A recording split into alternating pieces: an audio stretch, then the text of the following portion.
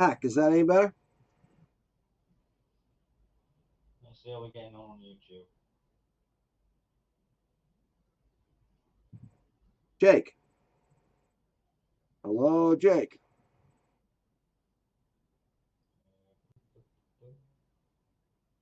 Okay. Okay, he's got it. It's there now. We're all right, Okay. yeah? Yeah, well, I guess what? I got now I know I have to turn around and I have to turn Jake, this is yeah, yeah. This is a train wreck. This is a whole new thing that I'm doing here. I've been working on this craziness for about the last month trying to set it up so it looks halfway decent. And I'm learning how to do the streaming with two people or multiple people through OBS to YouTube. So please bear with me, guys. Thank you. Yeah, like I said, I've been, the graphics and everything else. I've been putting a lot of work into. This is quite a few months worth of work. We get there in the end. Yeah. So, what was I going to say? Yeah. Um, Next week is going to be fun because I have the school board elections, which is Tuesday, which I work over here for the county board of elections. Um, I gotta go into work in the morning at 7. I get off at noon. Hustle my butt over here at home. Change out of my monkey suit. Go over there. Work there till 9 o'clock at night. Come home. Crash. Get up. Go to work the next morning at 7 o'clock. Then next Friday during the day, we have some mandatory training that we've got to go to. And then next Saturday, I'm pulling an overtime shift. So I'm going to be working the equivalent of 7 days in 7 days. That's too long. Yeah, well, I was Well, going to you have don't have to Friday. go I all in. was going to have Friday off until the boss turns around and suddenly tells us, "Oh, you got mandatory training Friday. You got to show up." Huh? Training. I thought you'd already had training. Mm-hmm. Yeah. Some sort of how to deal with angry coworkers or something like that. So That might come in handy. yeah, and then next month in May we have another mandatory training that's going to be coming up. That's going to be something about how to deal with an active shooter situation. All right. Yeah. Well, that could prove interesting. Yeah. So Oops.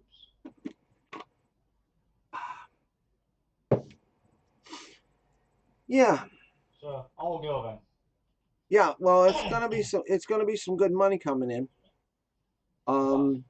that's the best thing, isn't it? You don't mind Yeah. doing the Well, odd stress out. that's the necessary thing. I got bills coming out the yin yang around here, so.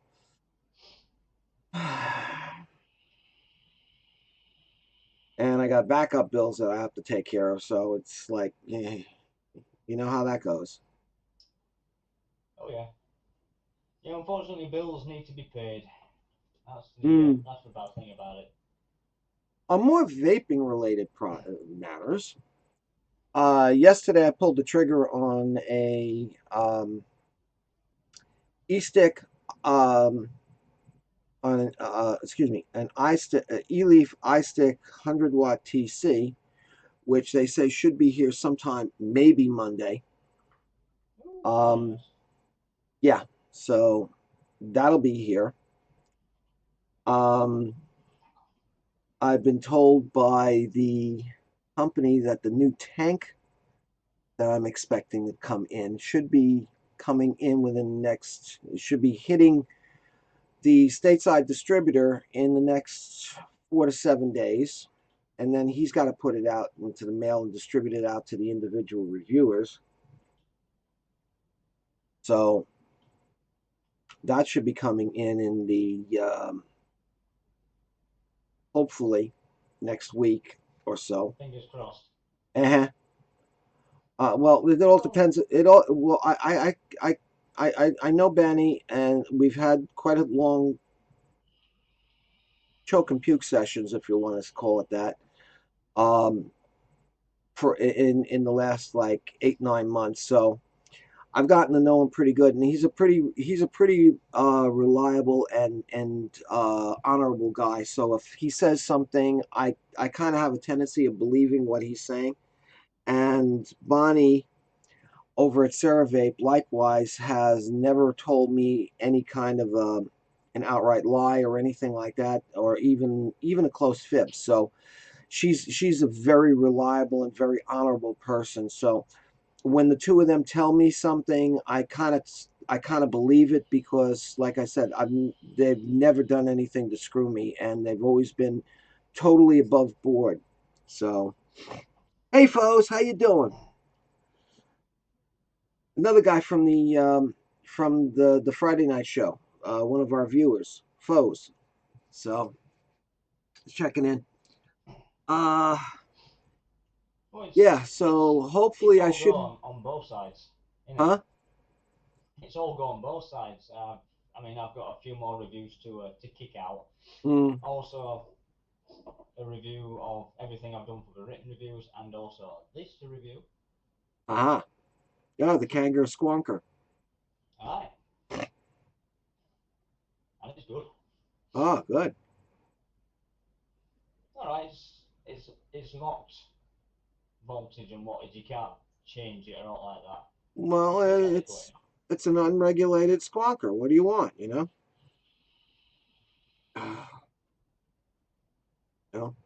But hey, It's brilliant. works nice, huh? Oh yeah, How's very nice. how's the flavor from that tank? Brilliant. Really, really good. Cool. Smooth draw, plenty of flavour, plenty of clouds. Well, that's It's. good. I think it could be better, but for as it stands as it is, it's really good. It Good. performs as it should. So it's well worth the money. Using standard coils in it that it came pre-installed with, and can't fault it. Cool. Very, very happy. Well, that's always a good thing to know that you're getting what you pay for. Yeah, yeah. It's come on leaps and bounds from Kanga's earliest products. Well, I can't. I'll tell you, I can't wait to get that e-leaf in, so I can actually start playing with some TC stuff because I have no TC equipment, no TC mods over here at all.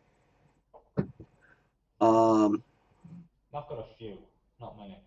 yeah, no, I haven't got Jack over here, and I really like to start playing with it and seeing exactly how it works. Sorry, folks, I just had to change the cheaters here so I can sit back and relax a little bit and still be able to not only see his ugly face but also the chat over here I've got on my tablet. You know I love you, bro. Mm, thanks. I told you that if I ever get a chance to get over there, or if you get a chance to get over here, we got to go out and get me walking. I know it All won't right. take much, but No, it will. yeah, no, I've got a couple of places I know of where I can pick up some nice cellar cold uh, draft Guinness. So I prefer some Newcastle. Uh-huh. I I'll prefer drink some water for tonight later on. I prefer Newcastle, but the Mm. Guinness will work just as good. Yeah, Guinness is good enough. I don't drink it that often, but occasionally I do. Mm. That sun's starting to go down. To my head going.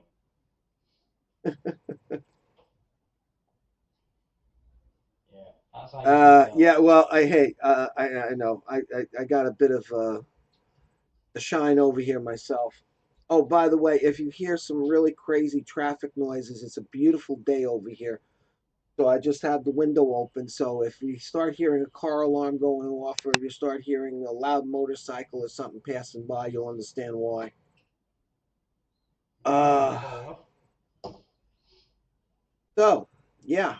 Yeah, it's been Um, depressing it down here. mm, All day. Rain, hail, wind, bit of sunshine, Lovely. but not a lot.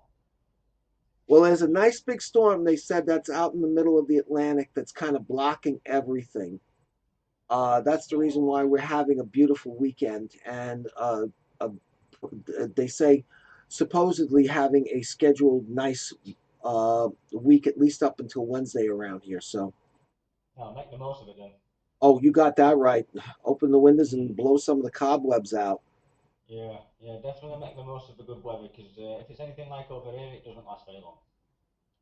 Actually, we get some pretty decent weather around here, except during the summertime. During the summertime, we can get some nice. You have some really hot days, and then when you start getting like a Bermuda high parked off the coast, starts pumping up the hot, humid weather from down south. You sit here and you just like feel like a wet dish rag. And in the afternoons, you can wind up with these pop up thunderstorms that can turn around and they can take out anything that happens to be standing around outside. Yeah, it's. I mean, over there, it's sort of notorious for having really, really blisteringly hot days, and then having a hell of a thunderstorm maybe a week later. A week later, what do you mean? A week later. Later on in the afternoon. I used to live out in Far Rockaway, out in Queens, which is just south of Kennedy Airport. It's a little, basically a sandbar that's sticking out of the southwestern corner of Long Island. And in the morning, you get a nice, cool sea breeze coming in off the ocean. By about 10, sometime between 10 and 2 o'clock in the afternoon, nothing, not a breeze, not a blade of grass moving. Then at about 2:30, 3 o'clock, the land breeze starts kicking in. And of course, with the land breeze, you get these beautiful thunderstorms that come. As you're standing there, you can see them coming across Jamaica Bay, and it's like, oh crap. Batten down the hatches, we're about to turn around and get swamped. And you see this Yeah, we've line of, had you see some this, nice ones. oh yeah, you see this line of clouds and rain just coming right across Jamaica Bay from the mainland of Long Island, Brooklyn, and stuff like that, just coming right across, and it's like, oh crap. You know you're going to get a hell of a storm then, don't you? Yeah, you see all the women running around trying to pull this stuff off the wash lines, trying to get the kids in and everything else. Uh, Most people don't bother around here, just leave the washing out. um, mm-mm. No, because when that's coming across Brooklyn and Queens, heading toward the Rock, it's picking up all the pollution coming from the city, from Brooklyn, from Queens, and guess where it gets dumped? Right on you. Uh-huh. Yeah. So if you got some nice, clean, white stuff outside, hanging in the breeze and drying nicely, um, after the thunderstorm, you see these black streaks running around, running down it. That's the way it used to be when I was a kid. Now with all this air pollution stuff on the cars and everything else, it's not quite as bad. It only turns a light shade of gray. So, That's bad enough. yeah. So yeah, when I was a kid, you see all the ladies running around pulling their stuff off the lines, trying to get it down before about 12:30, 1 o'clock. Yeah, it's not so bad over here. Yeah, it gets a bit grubby, but generally, as a rule, you sort of, like you say, you can see it coming over. You know when you've got to bring it in to avoid it getting drenched and covered in crap. Yeah. Uh yeah. So this is what we do. We just sit back and have a little choke and puke session here. What I'm going to be doing here in a little while is I'm going to. The wife calling you? No, next door decided to have a house party. Oh, oh, okay. I'm not hearing anything, so don't worry about it. That's alright. That's good. So yeah, what I was thinking about doing here in a little while is going to be doing. I need to make up some more juice. So what I was thinking about doing was just doing a little impromptu DIY session here. With Andy hanging out here and watching, and the rest of you guys. Oh, gee, I don't know if my chat's kind of frozen or if there's anybody even in here. Because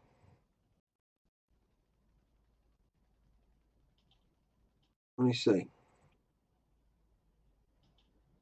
Yeah, last thing I saw was Fos turn around and saying, "Doing good, man. Just stopped by," and that was the last. I haven't seen anything popping up on chat, so I don't even know if I got anybody Chat in going here on here. watching. Mm, Ba, ba, ba, ba, ba. Let's have a look.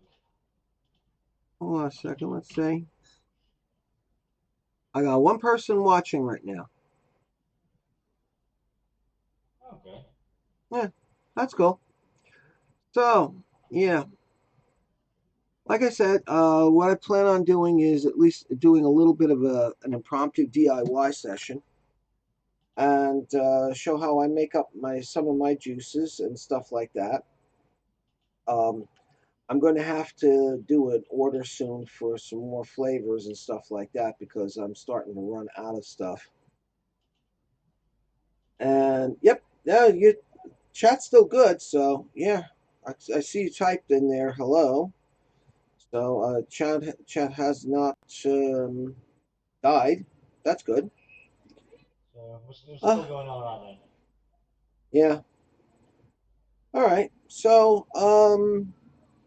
you got anything you wanna? Nice spike out there. Sounds So like it. yeah. So you got anything you want to talk about? And that's any new stuff that you want to talk about? Uh, Not really, no. I mean, I think I've sort of covered what is due for review. I mean, da da, and it's upside down. You need to move your build mat a little bit too. Yeah, no, it's just slung on there, Derek. Well, actually, with you since you're using since you you can when you're using XSplit, you can flip your camera. Yeah, I don't really want to start logging into XSplit at the moment. Well, I wasn't talking about that, but I'm just All saying. right. Yeah, it's the main reason I got the second camera in. It makes life so much easier when instead of pausing XSplit and then moving the camera, then resuming recording, and then pausing What's the again and come model on back. that, by the way? You what? What's the model on that camera? The make and Um, model. it's called a Lychee. Lychee. Lychee 1080p HD. They're on Amazon. They Okay. should be on .com as well. I mean, they're on sort of, you can type it into Google and it'll bring up pictures of it. Is that Li or Ly? Lychee. Okay.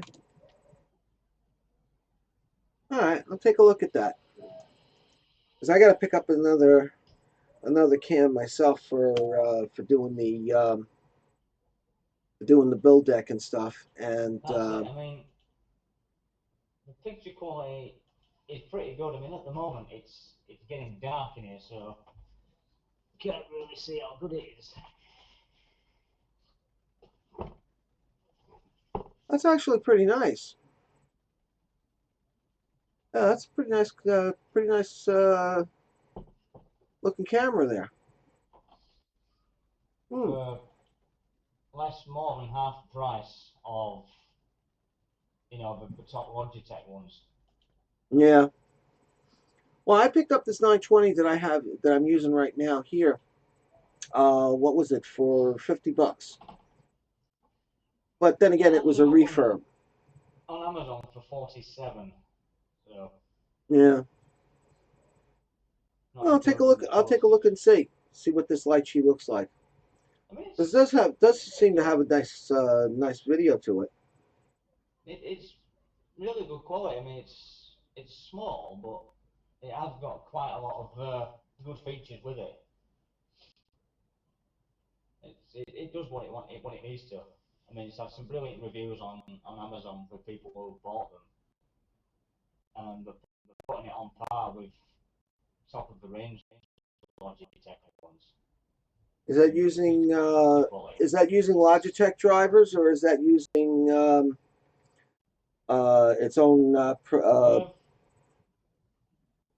I think it's its own independent system. okay, The sound chip, I believe, I think is done by Realtek, okay, but it's triple layered lens. You've got manual focus and auto focus, and you can also do it on the control panel on the computer itself as well. If like mine, it's beyond arm's reach, so okay. you can adjust it by using that. I mean, it's got everything a webcam actually needs. It's got face tracking, which nobody actually uses, to be quite honest. The inbuilt microphone is exactly the same as the Logitech. It's sound deadening, uh, so gets rid of all the excess background noises. It's anti-glare lens. Okay. It's really quite top notch. Just give me a second. Does it happen to have a standard photo screw thread on there? Yeah, Oh, good. Okay, good.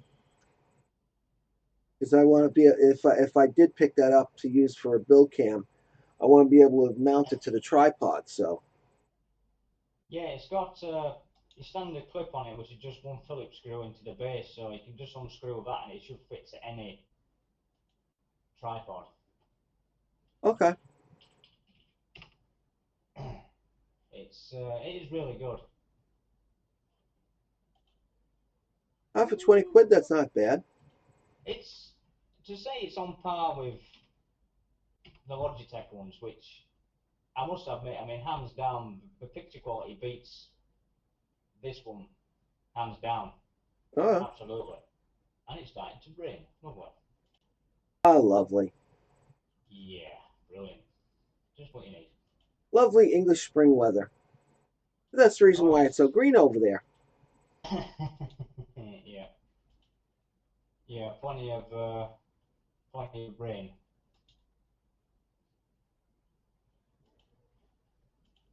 That's what you want. Plenty of rain. Well, you don't want too much, but you do need to get some, otherwise things don't grow. Well, yeah, there is that. Yeah, definitely. I mean, the more rain we've had over here, it's ended up in floods, which really isn't what you want. Yeah, I Flooding know. is terrible. I heard you guys got really clobbered last winter. Yes, we did. Kirkstall was the worst hit for flooding. I mean, the entire road was closed for 2 weeks because of it. Wow. I mean, it really did put it shut businesses down. It closed businesses. It was really, really bad. I know. I was watching some of the. There's a TV show here that's on the Channel 21 out of Long Island over here in the New York tri-state area. It gets onto the cable, and they have a thing called Out of Ireland, and they were showing all of the RTE news footage and stuff like that of what was going on over in Ireland in the West counties. Yeah, And oh my God, it looked like the Mississippi overflowing into everything from Indiana on down into Louisiana when yeah. the spring floods happened. It was like, oh my God. It did get really, really bad. Uh, it's it got to a point where you could sort of canoe and dinghy down the main road. It was that bad. Yeah, until you see a speed cop sitting in his dinghy about down there and tracking you with the radar gun. You're going 2 miles over the limit. Yeah. Sorry, So, I could resist that one. That one was just way too good to think to let pass by. oh yeah, that's it. Well, let me show that picture. I could do a screen capture on exploit, but it means signing to exploit. I can't be asked for all that now. Neutral. Oh, hang on a minute. But apart from that, weather-wise, has been not bad at all. I mean, we've had it's April showers over here now, isn't it? Yeah. Rain, wind, rain, and everything else.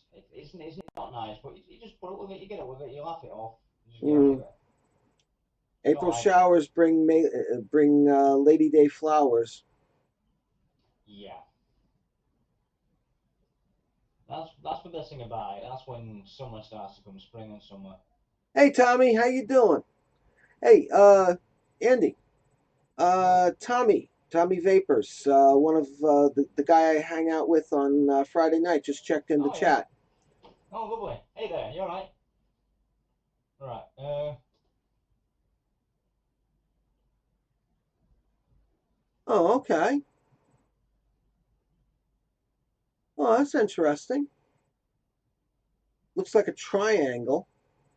Yeah. Okay. Full HD, 1080p, 20 quid. Can't, Bargain. can't beat that. I mean, the picture quality in really decent light is crystal clear. I mean, it'll beat this one hands down. I only got that for the build cam because it can show up details and everything else. Because this thing's bloody crap. Oh, you know what you do? Hey, Midnight, how you doing? Nice to see you chopped Hey, in. Uh, so you know what you do? Next payday, turn around and you pick up another one to replace that old beastie you got there. that's what I'm thinking of because the picture quality is outstanding. I mean, I paid 20 quid for this one, which is 720p, and I got that for 20 quid, which is 1080 HD. Well, 720p is still HD, so but it's not the same. It's not the full blown quality. I mean, Yeah, this picture quality is all right occasionally when it decides to work. yeah. Tell me about it. So yeah. Oh, you know what? Since we got some people in there, uh, just getting stuff done around the house today. Maybe finish a review later on, but who knows?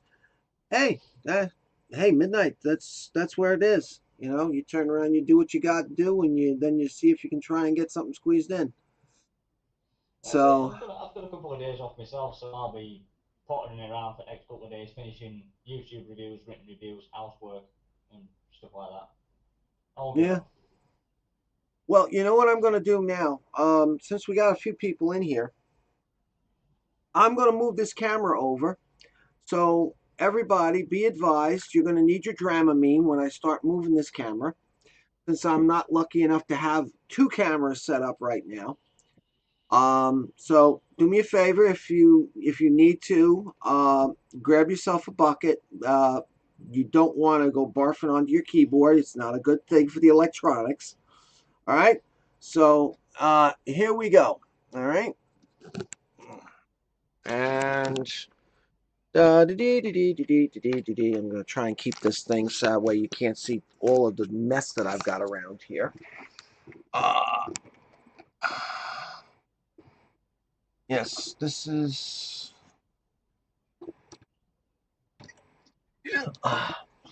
This is the live train wreck that we sometimes have here. And as I put this on here, and we move this out here, and there we go. That wasn't so bad. That's good. I'm glad you thought so. All Good right. cause. So, all right. What we're going to be doing here is a thing that I call orange milk. Um, I'm going to read you. Let me change the cheaters here so I can see what the hell I'm doing. Uh, oh, that's better. Now I can see. This is going to be a 75-25 um, 75 VG, 25 PG at 10 milligrams. Um, oh, that reminds me. I gotta get. Excuse me 1 second. I forgot to get the Nick. Hold on.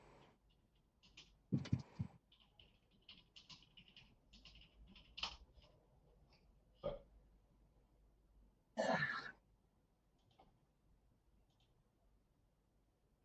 The most important thing, I forgot to get it. go.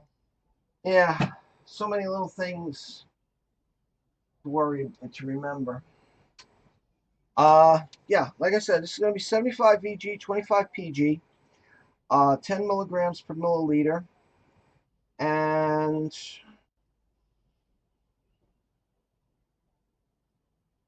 we're going to be doing 10% of TFA, the Flavor Apprentice Orange Cream, 3% of Flavor Arts Mandarin Orange, 1.5% of.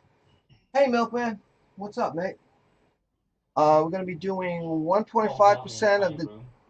of the TFA cheesecake with graham cracker crust, and I'm going to be putting in 1% of Flavor West milk flavor because I know the orange cream from TFA is a little bit light on the orange. That's why I'm putting in the mandarin to boost that up, and I'm putting in the cheesecake to give it a base flavor, so it gives it some nice creamy base flavor. Okay, so there we go.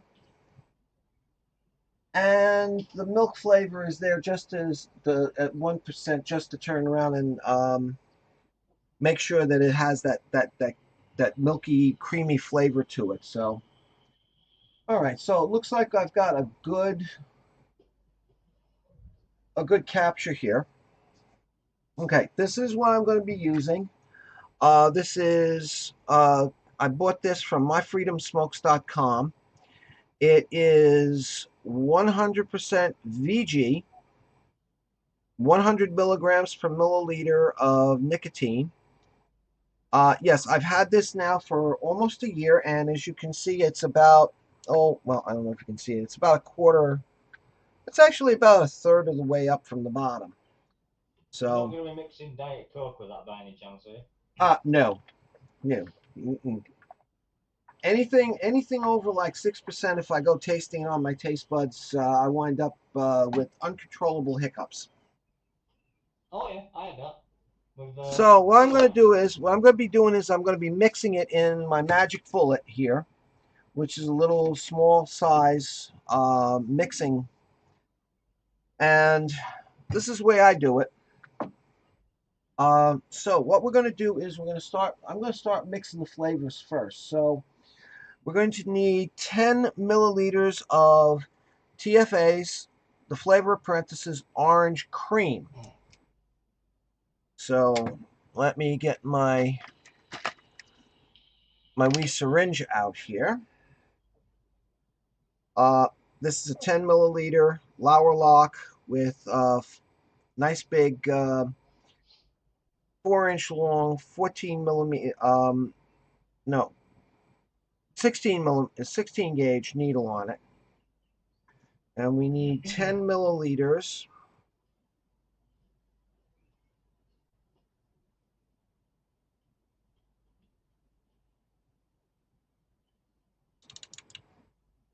Ten milliliters.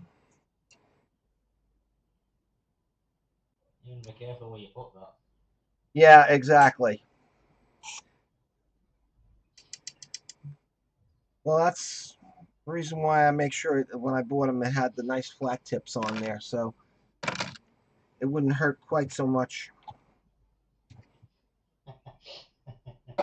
Okay, so the orange cream is on board. Now we're going to go for 3% of the Flavor Art Mandarin, which comes to, since we're doing 100 milliliters here, it's going to come to 3 milliliters. So we got a nice 3 milliliter um, syringe here. And we want Mandarin. Yep, there we go.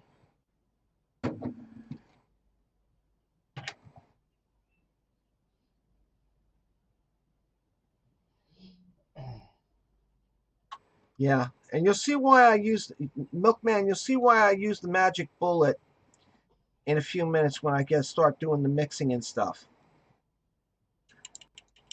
One of the things that I happen to be watching one of Phil Basardo's videos um, back last year, and he went down to Good Life Vapor down in Georgia, and he did an interview with Jeremy Dollar.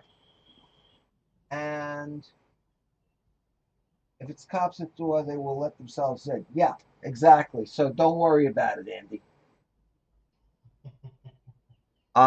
So he was doing a thing, and Jeremy took him on a nice uh, tour of the mixing facilities, and he's talking about how they mix things up and everything else, and how the way that they mix up the juices and everything else.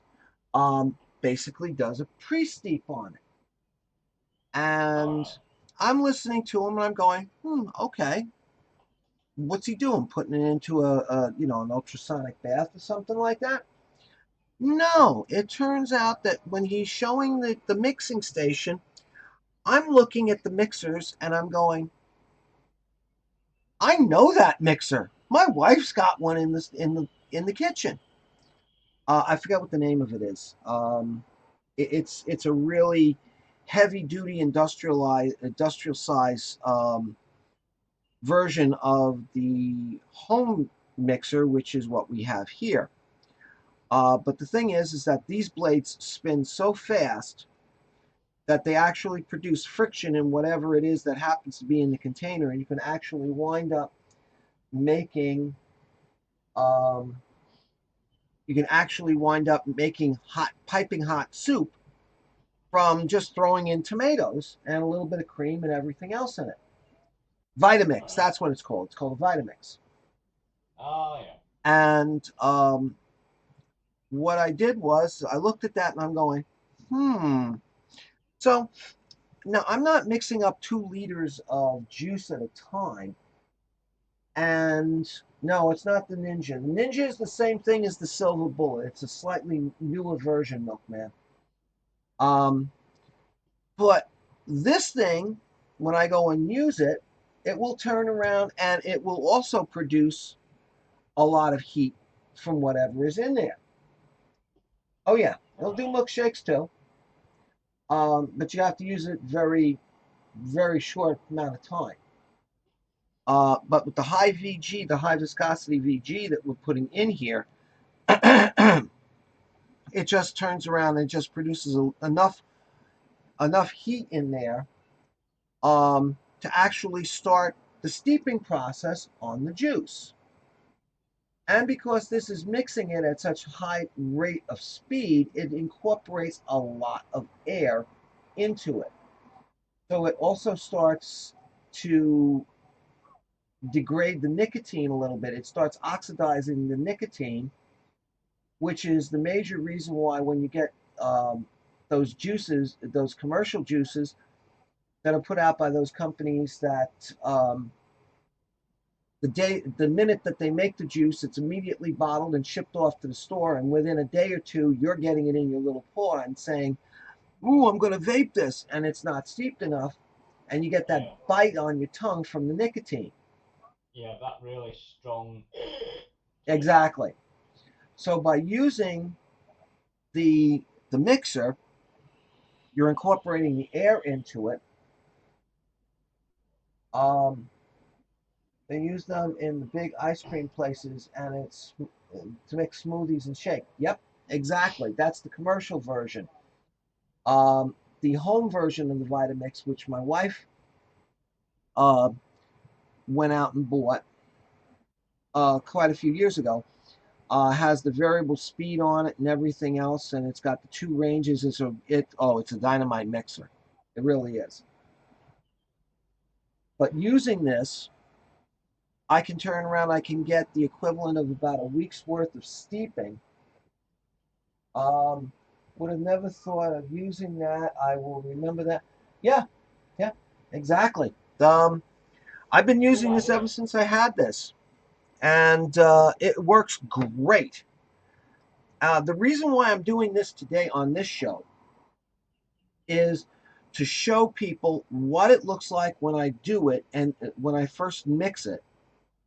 And tomorrow on my Vapors TV show, which I'm going to be recording and then later posting onto YouTube, Oh, what time's that on?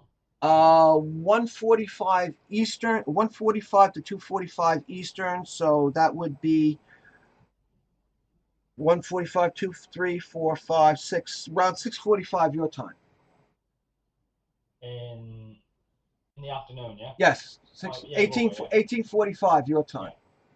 I might be able to actually pop by on that, since I'm off for a couple of days and not back at work till Wednesday, so I might actually pop in Okay, that's cool. and Um, I mean, if you don't like it, just tell me. no, I don't mind. I just have to, if I know you're going to be showing up, then I have to play with the camera settings, because the camera settings that we're doing here today are totally different from the camera settings that I do for the other one. All right. Want to know more details tomorrow? I'll drop you a line, yeah? And Okay, yeah, just give me a shout beforehand, like about 10:30, 11 uh-huh. o'clock, so I can have time to do the setup and stuff. Okay. Have you tried my tip for the ultra cheap ultrasonic cleaner job? No. You know, the tub on top of the washing machine. Oh, no, I don't have a washing machine around here. I have to go out to the laundromat. Just take it with Mm, you. I would rather not leave it in a public place with a lot of kids running around and stuff like that to see it and ask what it's all about, and try and stick in their mouths and stuff. Yeah, true. Yeah, not I mean, cool. If that's it's what I used anyway before I got the ultrasonic cleaner. I mean, Yeah, you'd be no, surprised how much if washing I I had a actually got through. washing machine in the apartment, I would turn around. I'd definitely try it, but no, I'm not going to leave it sitting around on top of a public washing machine in a laundromat. Not cool. No. Okay, so next thing we're Yeah. going to put in is the cheesecake flavor, and that's at 1.5%. So we're going to be putting 1.5 milliliters in here. So let me just get another syringe and another needle out and put this in 1.5. There we go. 1.5. Yeah, you can see I do I do all the juice that I do is all my own stuff. So yeah, I've gotten to the point where I could just turn around and go, "Nyeh, nyeh," and I can do it real quick. So just comes with a lot of experience. Okay, so we put that there, and we need another syringe here for a 1 milliliter syringe, since the next thing is going to be the Flavor West milk, just to give it a little bit more of a base flavor. And this is a 1 milliliter syringe. So 1 milliliter right to the top. Bada bink. Plop.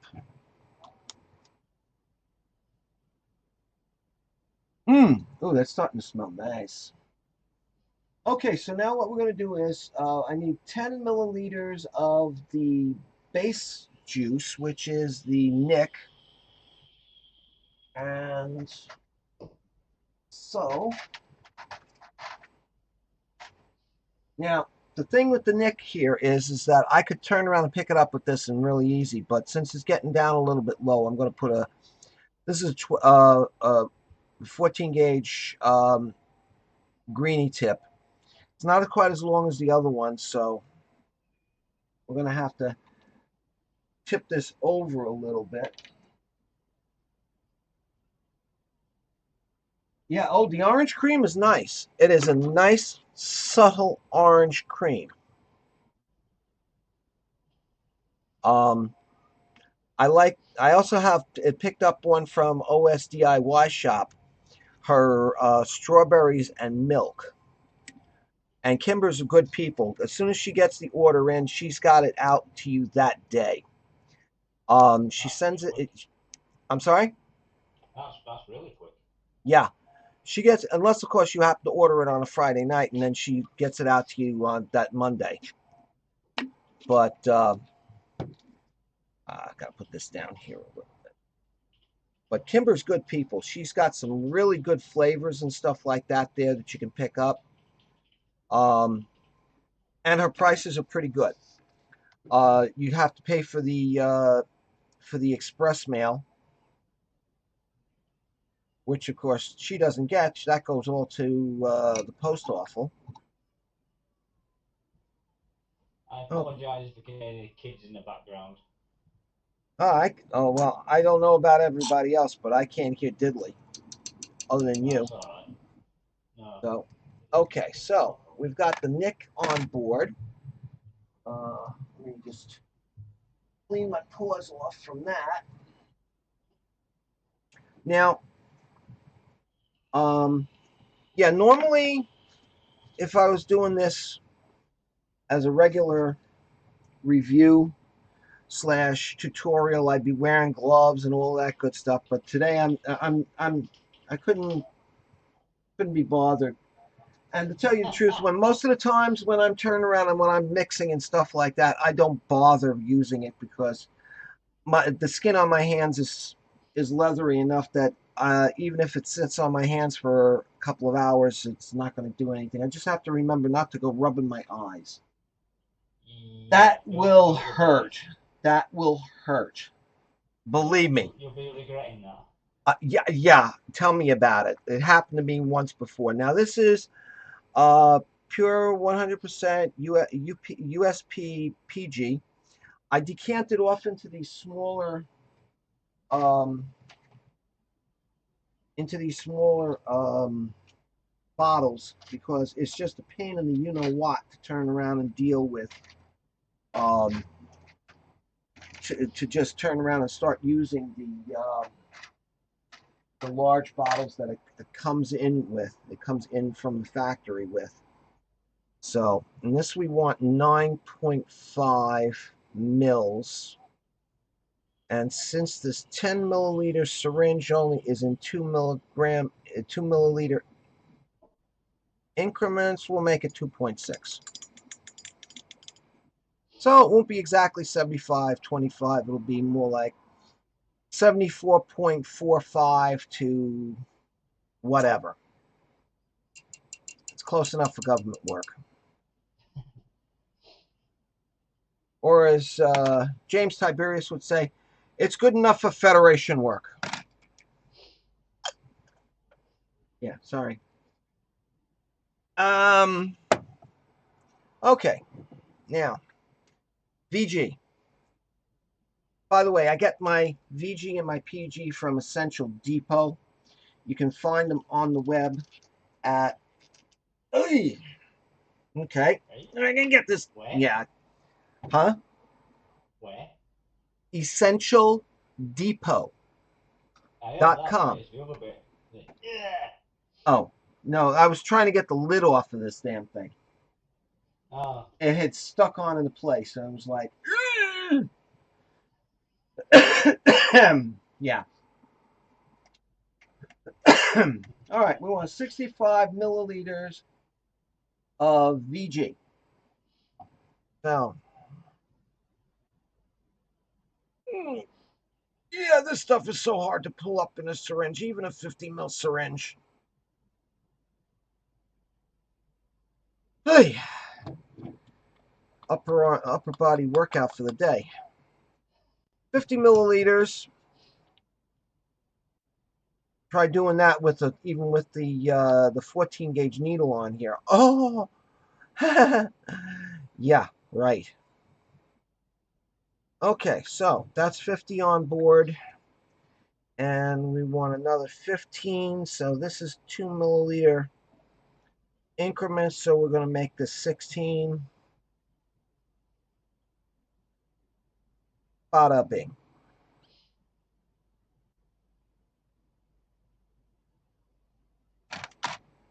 Oopsie. You spilled some. Yeah, I spilled a drop. Oh.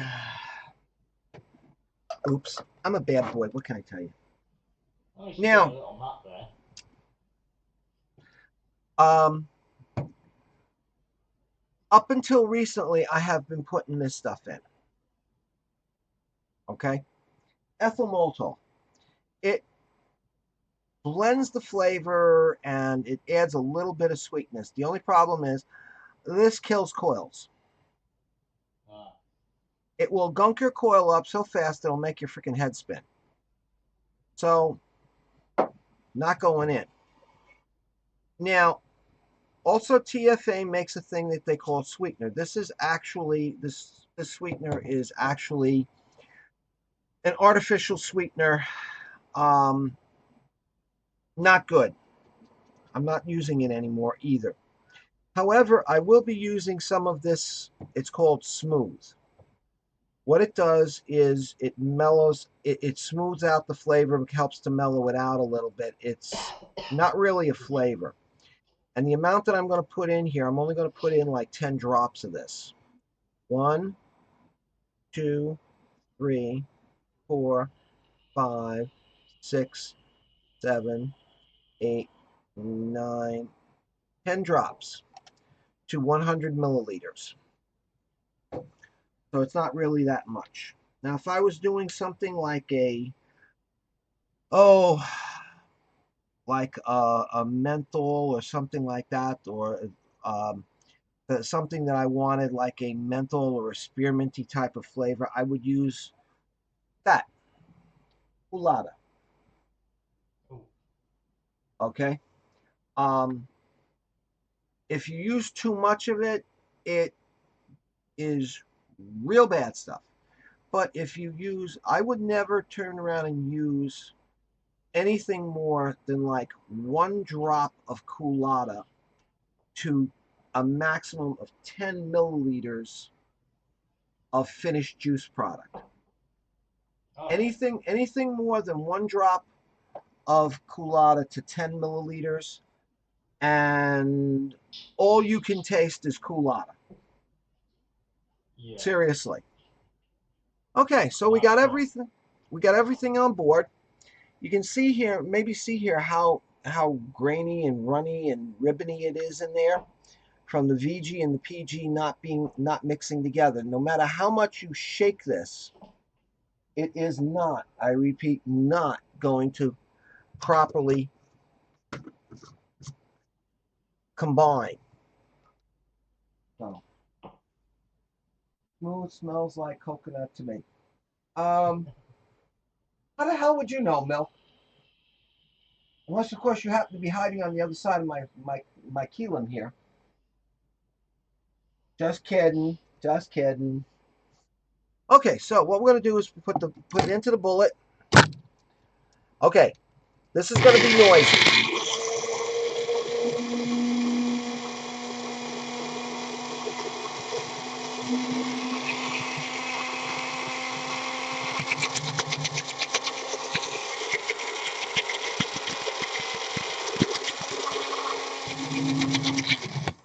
That's it.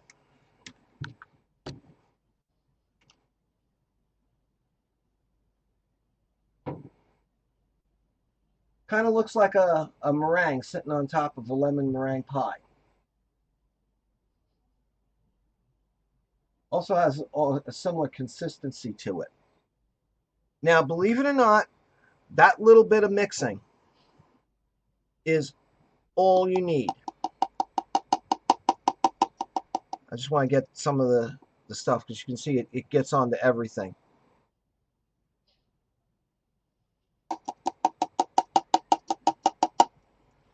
There we go. Okay, now what the heck? Ah, there it goes.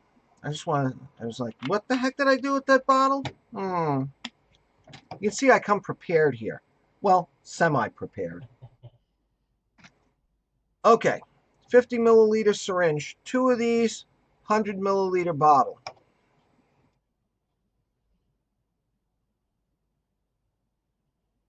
Now, because this thing incorporates so much air into the mix, even though I have mixed it for 100 milliliters, this is going to turn around and is going to be more than 100 mil. So I have another smaller 30 milliliter jar over here to take the excess, which will of course be added into this as soon as it clears, which, believe it or not, should be probably in about 8 hours. It takes about 8 hours for this thing to clear. And as you can see how foamy that is, how meringue it is. Now, when this starts to clear from the bottom up, this is going to clear. It's going to become crystal clear. It's With actually a just quick turnaround, isn't it? Yes, it is.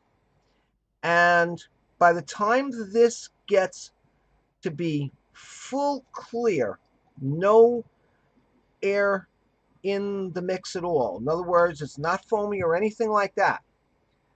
It will already start to take on an aged, steeped appearance of probably a very slight tan, since this is a very clear liquid in the first place. So, I mean, it sort of proves just how easy it is to make 100 mils of juice. yep.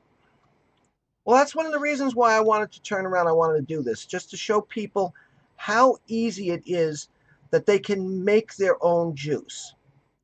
Now, that 100 milliliter bottle, which I bought um, back in late May, early June of last year, okay, has made me, I've lost track of how many hundreds of milliliters of juice, some of which I've actually wound up throwing out because it was just absolutely so horrific that I couldn't even turn around. I couldn't even begin to think about vaping it. Hey, when you're learning and you're turning around, you're developing juices. Some of it winds up going down the drain. Yeah, some of it I can probably believe could have a bit of Yeah, I a bet bad you've, taste, but yeah, I bet you've had a few bottles that you have gotten in for review that you probably wanted to put down the drain too after taking a vape of it. So, yeah. I mean the ones I didn't do on YouTube because of that reason was I believe was Mr. Seb e-liquids. mm, A few of those were extremely vile. I mean, menthol colada, uh, cucumber, and menthol, stuff. colada, cucumber. Yeah, it was Um, an acquired taste, but believe me, it just wasn't worth.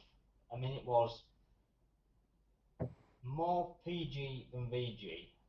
I oh mean, God, high 132 pound 50 PG a too. bottle, high Oh PG, Jesus. and it had an horrific taste to it. I mean, um, really, yeah, I kind of got that from the description. yeah, it vile, very very bad. Two of them out of the eight were fine. One was like not a glacier mint sweet, Mm. and the other tasted like after eights. Well, After Eights are not bad as long as it's a good rendition of After Eights. It didn't taste that bad, surprisingly, but the rest of them were they got binned. Okay, now you see what I got here? This is actually put in 10 milliliters of air. You can see where it's coming to on the syringe. Yep. So we measured it for 100 milliliters of juice, and we come out with 110 milliliters of finished product. Yes, Nice. pie making 101. Yes. Thank you, Vape at Midnight. I appreciate that. So, 110 milliliters of finished juice product. And as I said, within the next 8 hours, that will all clear out to a nice clear, starting to go um, slightly tan color, probably like a very light khaki. All right. Uh, and if you let it sit there for another week after that, it will go to a nice full khaki, maybe slightly darker than a full khaki, almost like a tea color, kind of like that color. All right. And Okay. well, not it'll be clear, but and this is opaque, but roughly that color.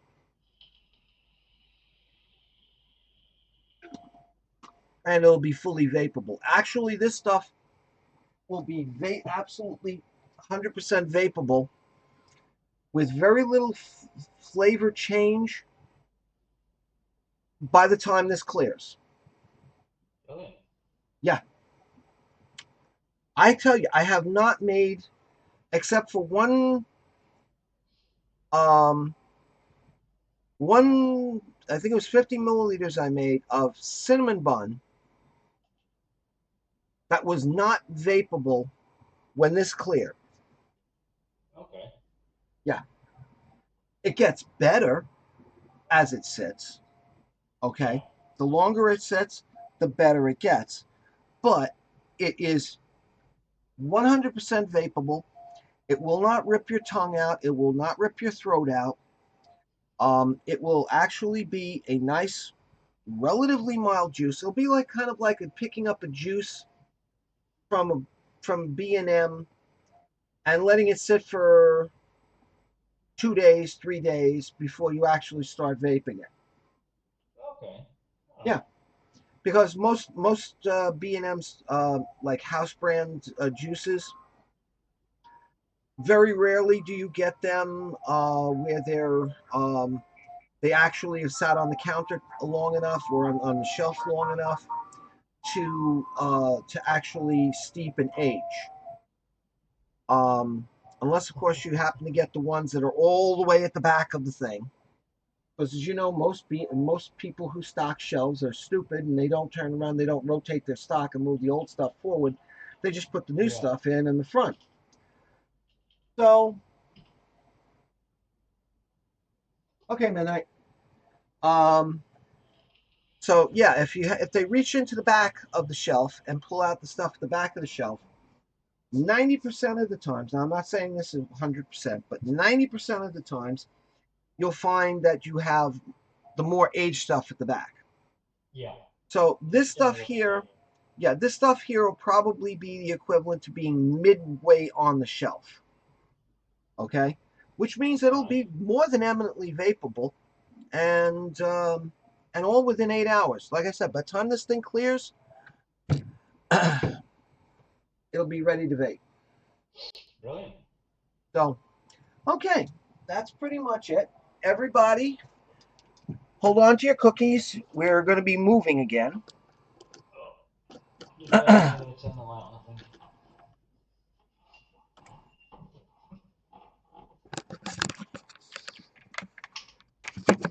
And There we go. Yeah. Yeah. Let's just adjust the camera angle here a little bit. There we go. So that's Yeah. that As is easy as that. easy as that. Yep.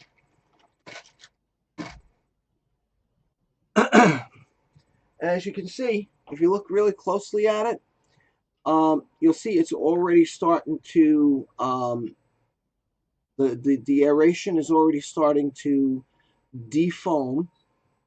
Yeah. Um, Cool. yeah, and if you look here at the very bottom, right there at the very bottom of it, you'll see it's starting to clear already. Might actually give it a try myself. Well, once everything's paid up, I know bloody car needs a few bits and pieces, so it's gonna have to wait for a couple of months, like. But Oh definitely well, worth it. my Definitely worth the cousin, beer. yeah, my cousin Dottie, who's living over in just outside of Liverpool, in a town called Runcorn. Um, she said she was down at uh, the local pound store that's in her town, Right. and they had they had an equivalent to the Magic Bullet, um, for I think she said like £5. Okay. Would it? I'd assume it would do the same job Yeah, as that, but with it being a cheaper alternative, you might need to give it a few more yeah. turns on the blade. Well, if you notice when I was doing the when I had it in the mixer, I had my hands on the side. Mm-hmm. That was because I was feeling for when it started to get warm. Oh, right. Okay. Okay, Friction. exactly. The friction of the VG and the PG mixing together, and from the blades in there, the spinning of the blades. When I feel Right. this first, when I first start feeling it getting a little touch warm, I go for another maybe 2 or 3 seconds, and you start feeling it getting a little bit warmer, Yeah. noticeably warmer in those 2 or 3 seconds. I mean, the if you were to turn around and have a temperature probe in there, it would probably go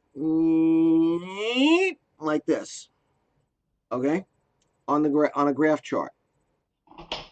When it's right after it gets past that curve and it starts going exponentially warmer, Yeah. that's when you shut it off. Because you All don't right. want it to get too warm, because if you start getting it too warm, then the nick starts to break down. Okay. Right. Yeah. Okay, you don't want the nick to break down. You don't want it to oxidize too much, but you No, do that's want true. to get it just warm enough so that way not only is the VG mixing with the PG, but the flavoring that you've put in there. Yep, the blade's spinning. Thank you, Will. Yeah, when those blades are spinning in there, it's causing the friction. That's exactly what you want, because now you know at that point that the VG and the PG and all the flavors have been thoroughly, totally 100% mixed together, and the VG has become viscous enough, excuse me, not viscous enough, has become less viscous and is now thoroughly merged with the PG. Oh, great. It's not hot, no, not hot, not hot, Milkman. You don't want it getting hot. If it gets hot, then the nicotine is already broken down to a point where if you start vaping it, you're going to get that coppery flavor. So Um, basically, it's like barely warm. yeah, you just Just want, if just you as it can just builds up. start to feel, when you first start to feel it get warm, you go 1001, 1002, 1003. Then take it off. Anything more than that, and it breaks down the nick to the point where you start getting that pepper flavor, that Yeah. coppery pepper flavor to it, like you would get from Bad Nick. Yeah. And well, guess what? Bad Nick. But yeah, Oh, lovely. Great so treatment, floorboards.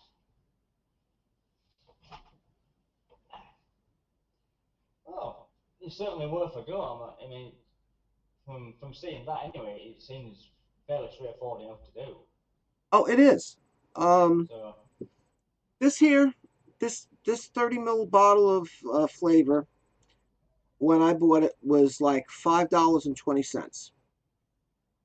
So same thing with this one. As you can see, I've practically used very little of it because milk, the milk flavor you don't use too much, but when you do need it, you need it to actually get that little bit of a touch in there.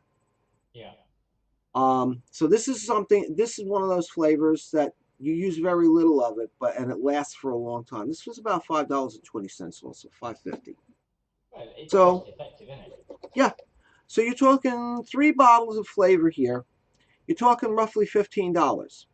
Now this $15 of flavoring, I'm holding it over like this because I forgot that I don't have the camera on the tripod anymore facing down. I've got it facing toward me, so I got to do this. Yeah, this 15, roughly $16 worth of flavor right here. Okay, That's will make all you right, isn't it? will make you depend upon the ratios, can make you anywhere up to from a minimum of a half a liter of juice up to a full liter of juice. Wow. Okay, the gallon of VG that I bought, okay, from Essential Depot, cost me $35 plus I think it was $10 worth in shipping because All right. it's just heavy.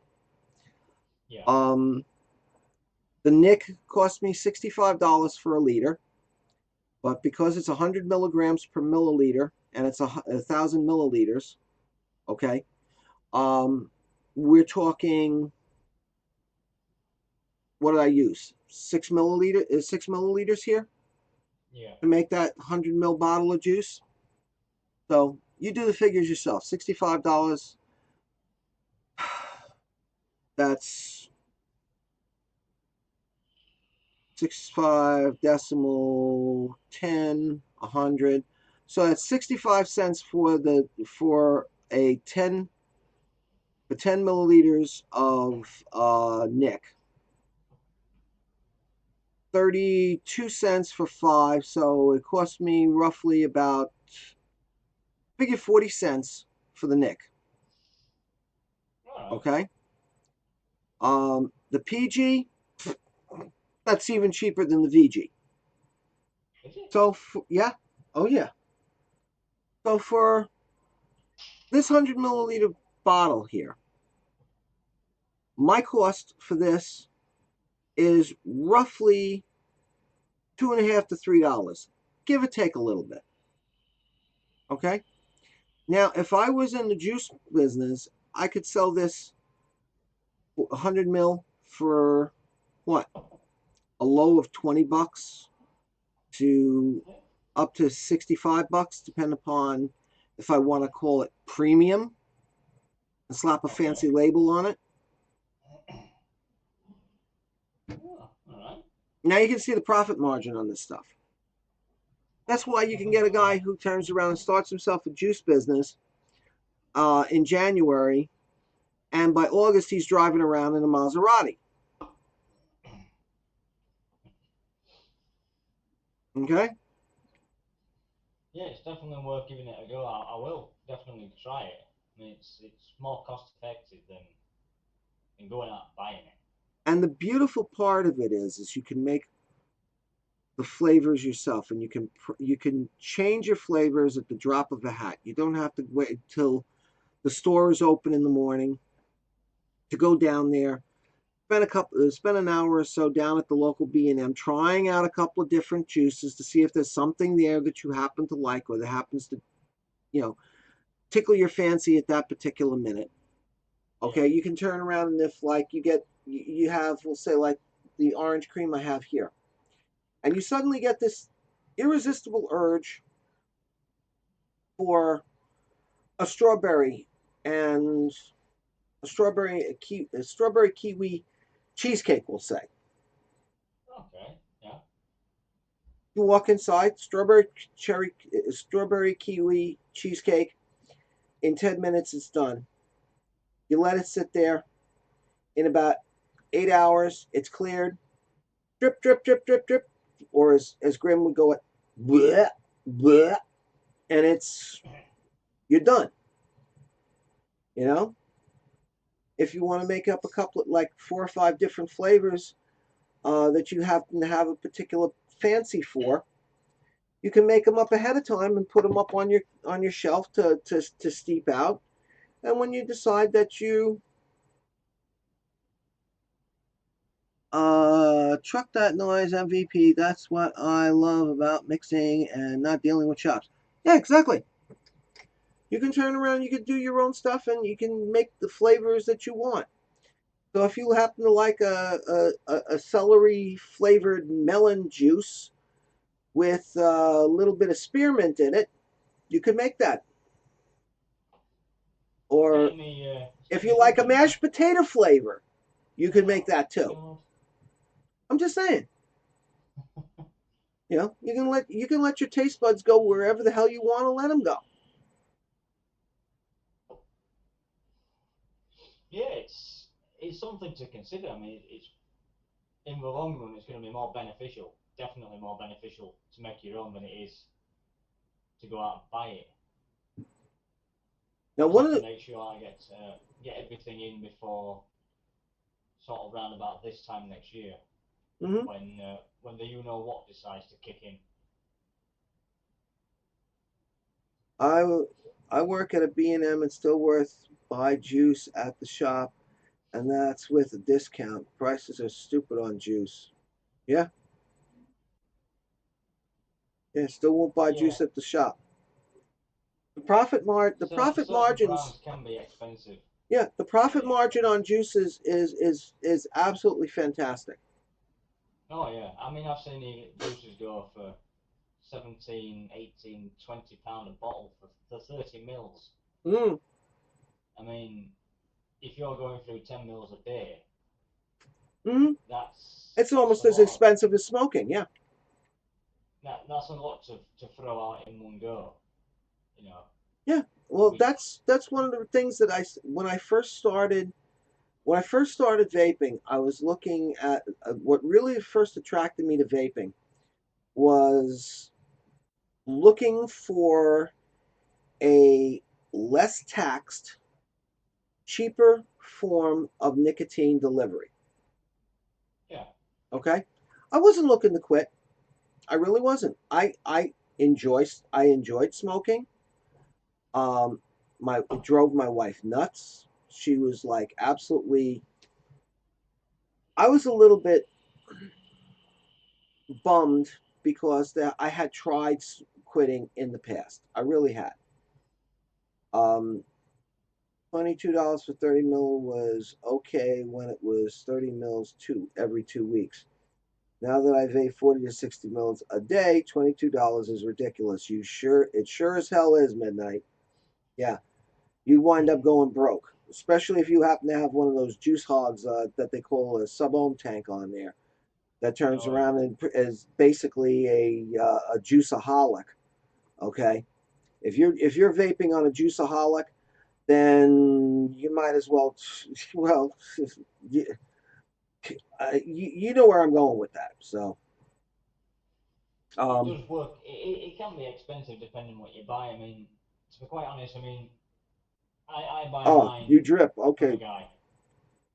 Well, you drip it. You drip and you go through 40 to 60 mils in a day. You don't drip. You stream.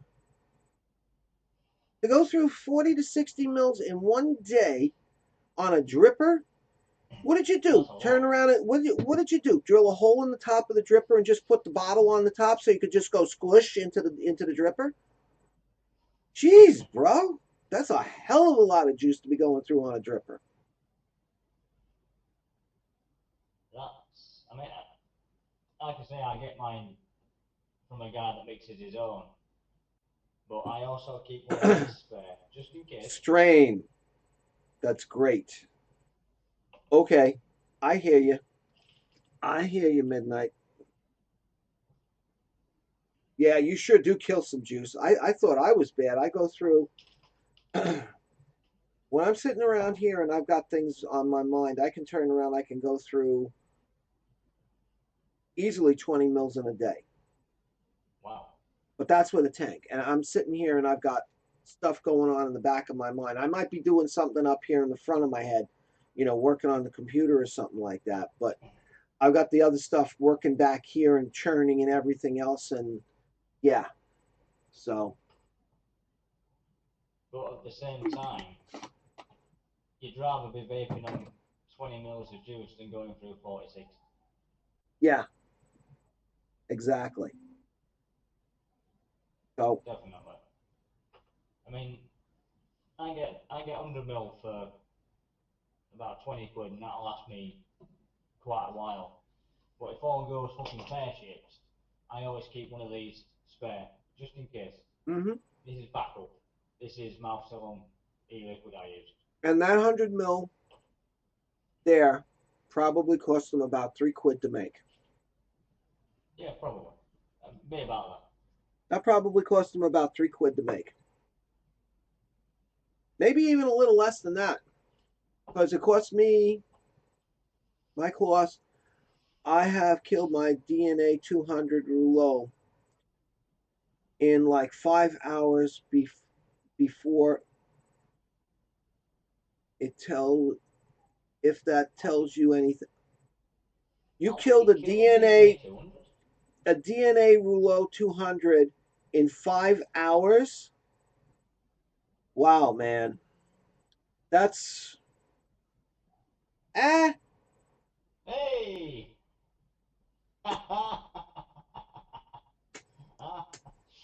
Yeah, I know. Sorry, I had to. Still trying to get through lunch here, but yeah. Oh man, I think at midnight. Seriously, bro. I think you need to turn around. I think you need some serious stress reduction in your life, mate. Go big or go home. Okay. Yeah. Um. Well, believe it or not, the Rouleau, the RX 200 Rouleau, is on my short list for new mods that I want to get in, and I want to try. I seriously want to get my paws on one of those things, not only just to do a review on it, but also for myself. Um, I had three mods on that list. The Eleaf iStick 100, which is coming in, the Rouleau RX 200, and the Cuboid. Yeah, I know. Those are the three that are on my short list. And the reason why those three are on my short list are because one, they've got, oh yeah, with the update, definitely. Oh yeah, the update. Um, Just bear with me for a second, Joe. Just need to. yeah, okay. Yeah, I know. They just put the new update in there to bring it up to 250. But 250 is like crazy. Who the hell needs 250 watts to vape on? I mean, seriously. Um, 250 watts is crazy. But I'm sure there's some people out there who will probably want to do it. And, well, I don't know why anybody would want to fuse the alveoli in their lungs, but, you know, says each his own. Um, but yeah, the whole reason why those three are on my short list is because they're 200 watt, 100, 200 watt mods. They're designed to go for between, at the low end, maybe 5 hours to as much as a full day.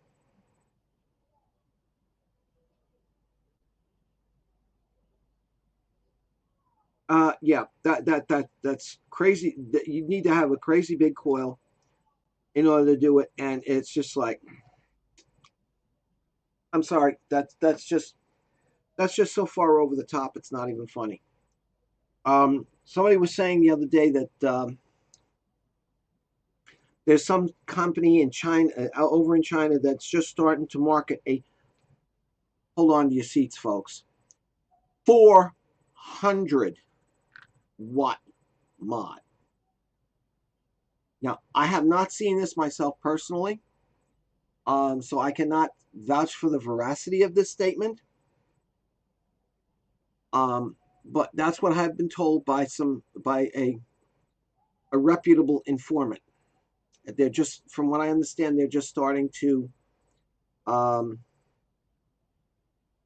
yeah, I don't want $20 wrapped up.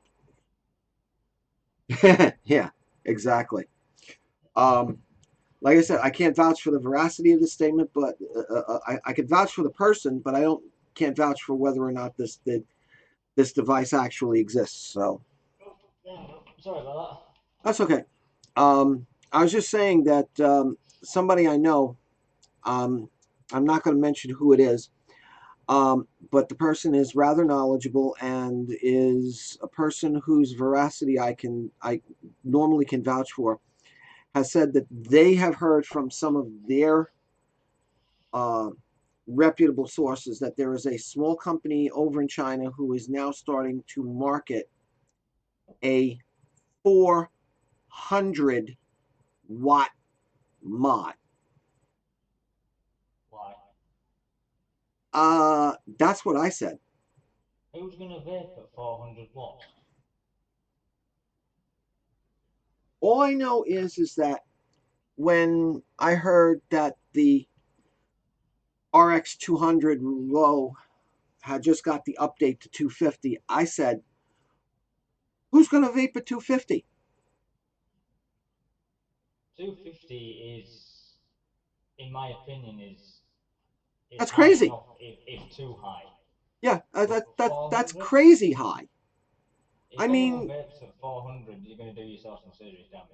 yeah, you're talking about taking superheated steam into your lungs. Yeah, Uh, you know, that's ridiculous. yeah, that really is.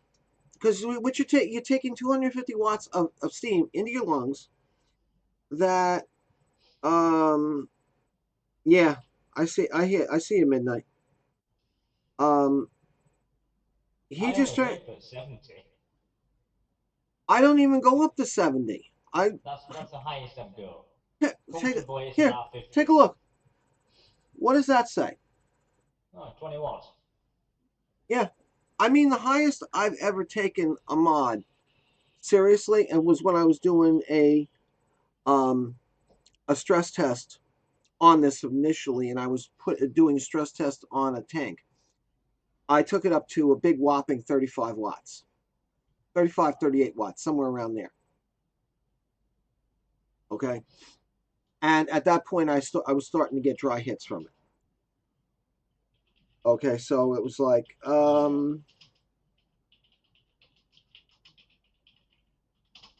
oh, what Addy is it? That is a KFun version 4 clone from EH Pro in long mode. That has the outer metal shell here is from Fast Tech. The glass is also from Fast Tech because I got this because I had a mod down situation that cracked the glass that I had bought originally from Zomesto, and I was looking around for a long mode that had the metal shield on it to protect it. Nobody had it except Fast Tech, so I sent out and got the glass and the shield for it. The inside long mode extension that's on here is a real Zomesto, genuine Zomesto extension that I bought from one of Zomesto's authorized dealerships. It does come So in handy yes. having a shroud on your tank just in case you do accidentally have to, if you do drop it. Mm-hmm. I mean, it gives you that bit of added protection, really. Oh yeah. I was looking at the Monster V2 earlier. I think I want to pick up a K Fun. Just trying to figure out the best. Um, this is like I said. This is a K Fun version 4. Um, hey Jabber, how you doing? Yeah, this is a K Fun version 4.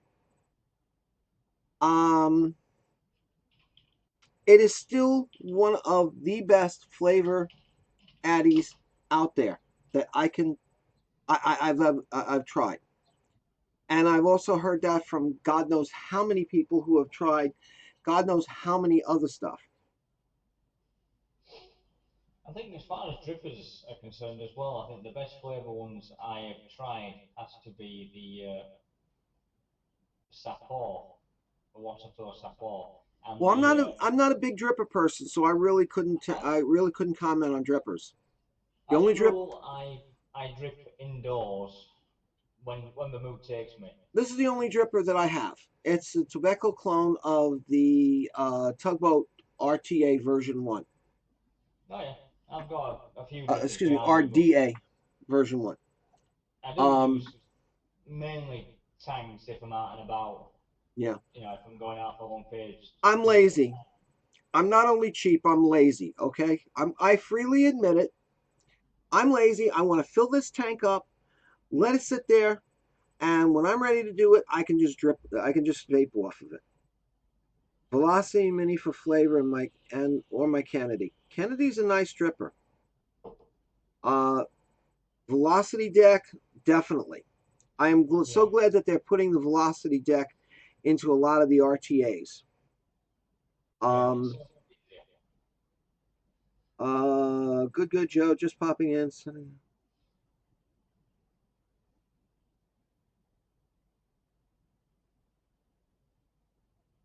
Okay. Yeah. So, um, I'm glad they're putting the velocity deck into the new RTAs. They're so much easier to work with.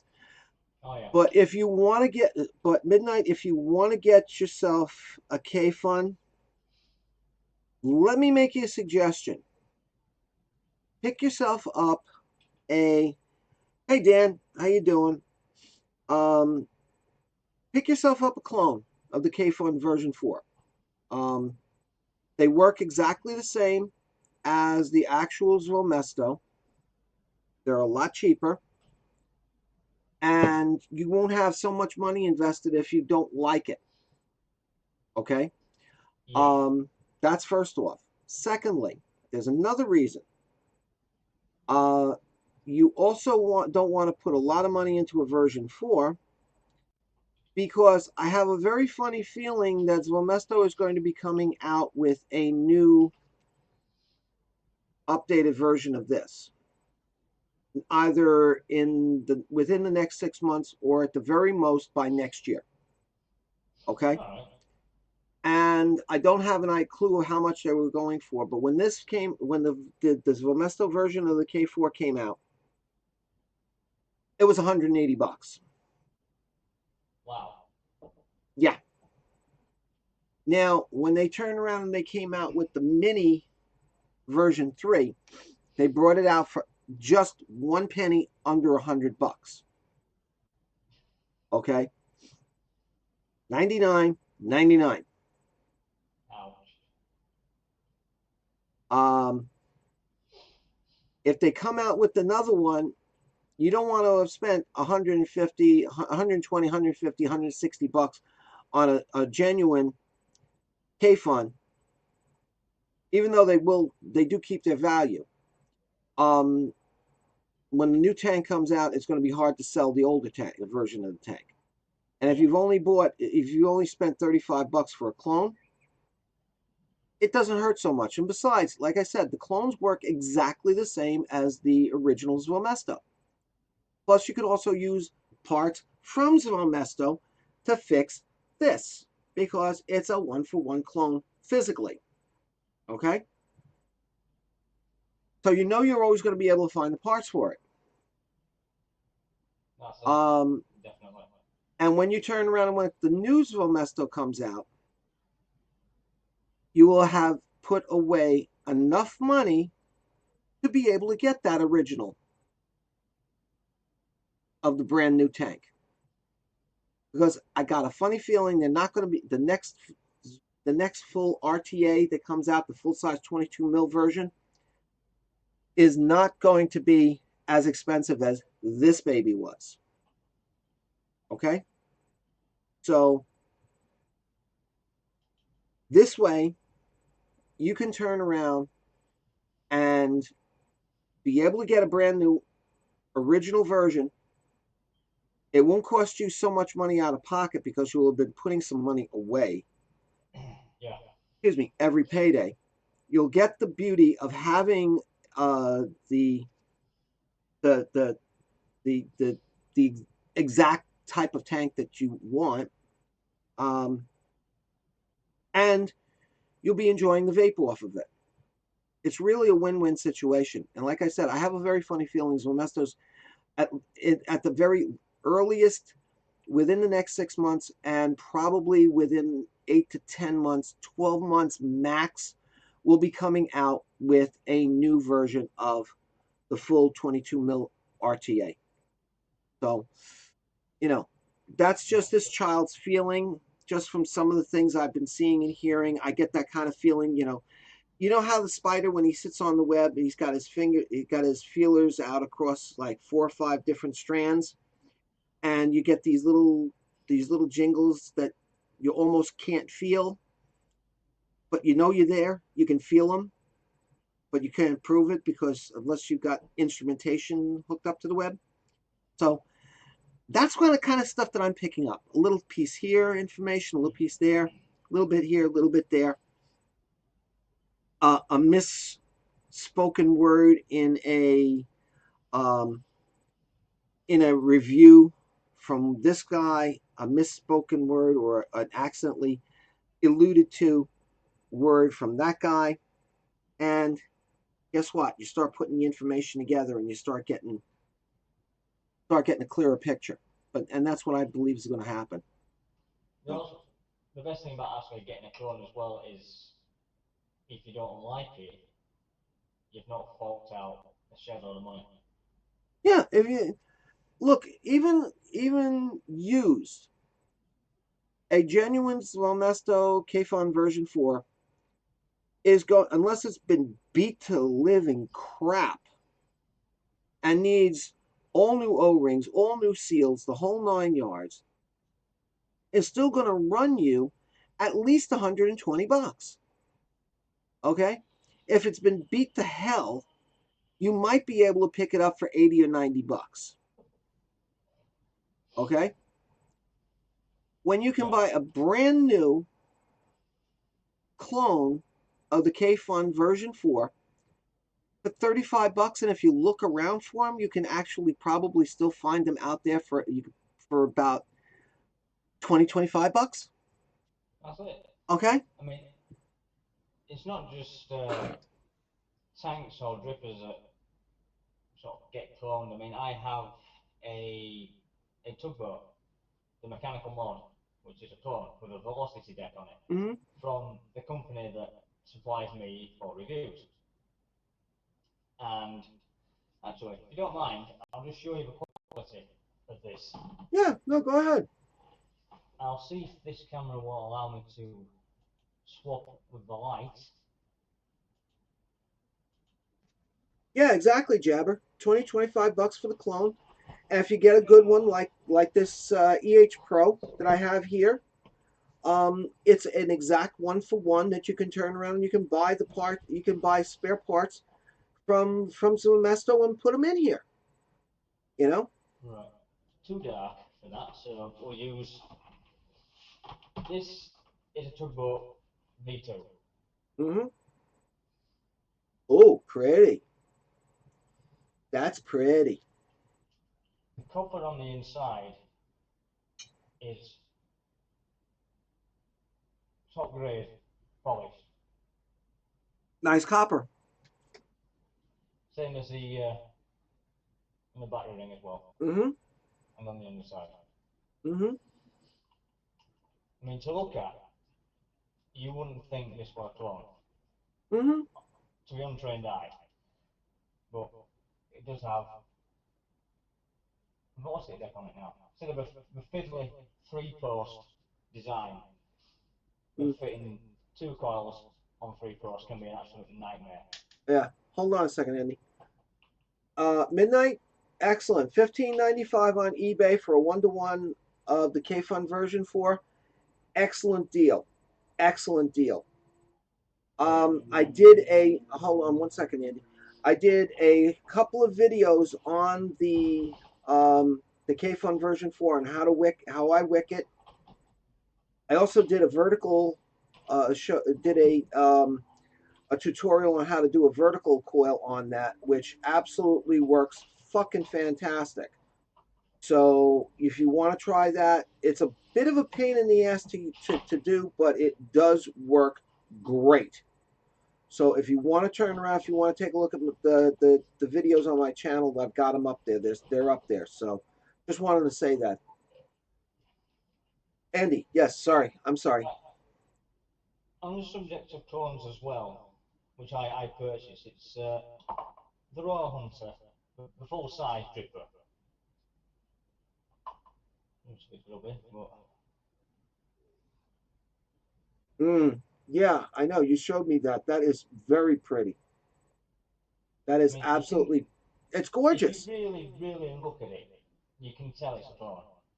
Well, you got to You put can it under the really get down microscope, to, but yeah, if you look at the paintwork and the detailing, it does look, after a while, you can tell it starts to rub off. But when it comes in a package like that, mm-hmm. with all the e-liquid everywhere because I put it in full of e-liquid, Eh, it happens. yeah, But shit for a happens, clone, you know. some stuff you can get now is really, really good quality.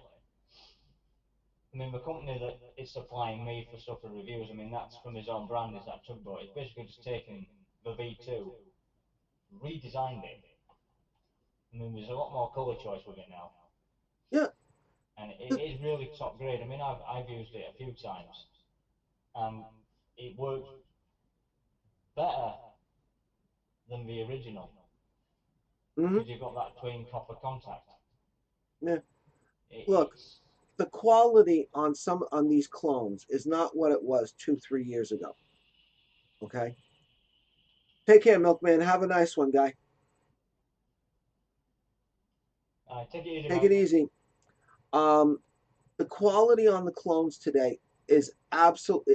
The quality on these clones today are on a par with the originals of these Oh yeah, things. Okay, with the original versions of it. China's got its act together. They really make a good product when it comes to the clones. And yeah, there are some cases like this. This one here is the silver version of the thing, of the K Fun in long mode. I dare you, if I hadn't told you that this was a clone, to tell me that this, to be able to tell the difference between this and the actual. Well, other than the well, fact that you won't be able to. this doesn't have any stuff on the bottom that the original does. But yeah, I mean, like really, they've got their shit together to the point where they're making a product that's a 1-for-1 clone that is as good and in some respects actually even better than the original. I've seen a Yeah, couple of I mean, clones out there where the clones actually addressed some of the shortfalls that came yeah. with the original. I mean, look at the tugboat V2 Uh from huh. Coil Father. I mean, it was good in its day, but the letdown is the three-post design. I mean, with coil builds these days, you can struggle to get two coils or two legs through one post. Oh, that that tobacco version of the tugboat, that fucking thing is a notorious leg clipper. That is Yeah, a it can be notorious leg really cutter. nasty. The I mean, worst one for coiling is is it the XD1, XA1 by Vicious Ant? A okay, really small dripper. I mean, that has one hell of a stupid coil setup. You know, you could be lucky to coil it at all because it's portless, yeah. and that is a pig to coil. You What? have to Because you make have to sure get the first. size on the legs, or is it Yeah, because it's you have to clipping? pre-cut the legs to actually. Somewhere. No, you don't have to get it. With it is on that because it's porceless. You've got like a two-hole bed at one side and one at the other side. The legs going that way, Right, screws going that way. right. We've The only way got the way most yeah, postless work. you've only got about half a mil of room, maybe a mil at best of room to manoeuvre your coil in there. You can screw it down, and if it's not the right length or you've got it in a certain way and it hasn't fit right, you can clip that leg clean off. That's why I don't like postal strippers. Well, you know They those are a pig. that should be easy enough to take care of. What you do is you spend the time to turn around and get one coil where you want it, and once you've got it, then you just turn around and just take your measurements from that one coil that works really well, and just Yeah, turn around and just run them from there. I mean, if that's from how I where did. the coil, the leg leaves the coil, okay, to the tip. If you measure that, it measures 11 millimeters, and you have a 2.5 millimeter or a 3 millimeter coil. If you turn around, you break out your ruler and you go, okay, I got 11 millimeters clip, and you keep doing that each and every time, Oh yeah. you should you shouldn't have too much of a problem. The problem would be coming in is if you have a leg clipper. Yeah, If it's a leg clipper, if you get the coil legs bang on yeah, and you get it once it's flicked and coiled, it's it is a good performing dripper. It's just too shallow for my liking, really. Just really too hot, too shallow. okay. Well, that's another valid minus for it. For you, for somebody else out there who likes a hot vape, that might not Yeah, be a minus. That might actually be a plus for them because they like a hot vape. That's why that's why there's so many different addies and so many different drippers out there that it's almost mind-boggling these days it how is. many different freaking things there are out there because there's I mean, just so many different ways people vape. I used it for about a week, but if you're really into your serious dripping and cloud chucking, I mean that thing can chuck clouds for no one's business. It is really top performing on flavour as well. Mm-hmm. It just doesn't hold that much juice. And I mean, for me, I mean, dripping it after like 3 or 4 pulls, I mean, that's it, it's dry. So it's not really for me, but it were in for review, so obviously I had to try it out to see how it went. Uh-huh. And once I got everything sort of sorted the way I wanted it went okay. It's just not for me. Well, that's look, let's face it. uh, Choices in addies, like choices in juice profiles, are totally subjective. Exactly. Yeah. Okay, what I look for in a mod, what I look for in a tank, could be totally 180 degrees different from what you're looking for in a mod or a tank. Or then Oh yeah. again, we could have two or three different parameters that are close enough that the same tank would be able to fill those two or three parameters. But there's going to be those one or two those deal breakers that Yeah. would determine whether or not I would buy that tank or not, and what you would buy that tank or not. The best tank I had in for review for flavour was the Rafale. That I, was incredible on flavour. yeah. I was stopped down at the. Hold on a second. I want to pick up that Wismac DNA knife with fingerprint sensor, soda dispenser, metal detecting. Midnight, you are a freaking trip, dude. You are a freaking trip. You need a freaking pickup truck just to haul that damn thing around with the soda dispenser and the metal detector on it. Come on, get real.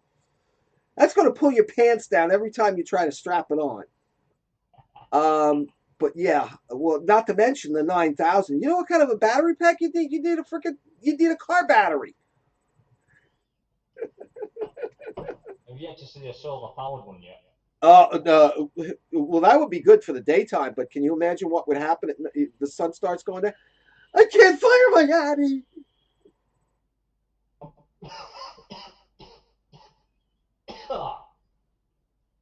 47, 18, 650s. Yeah, that's about right. Exactly, exactly. But yeah, for real.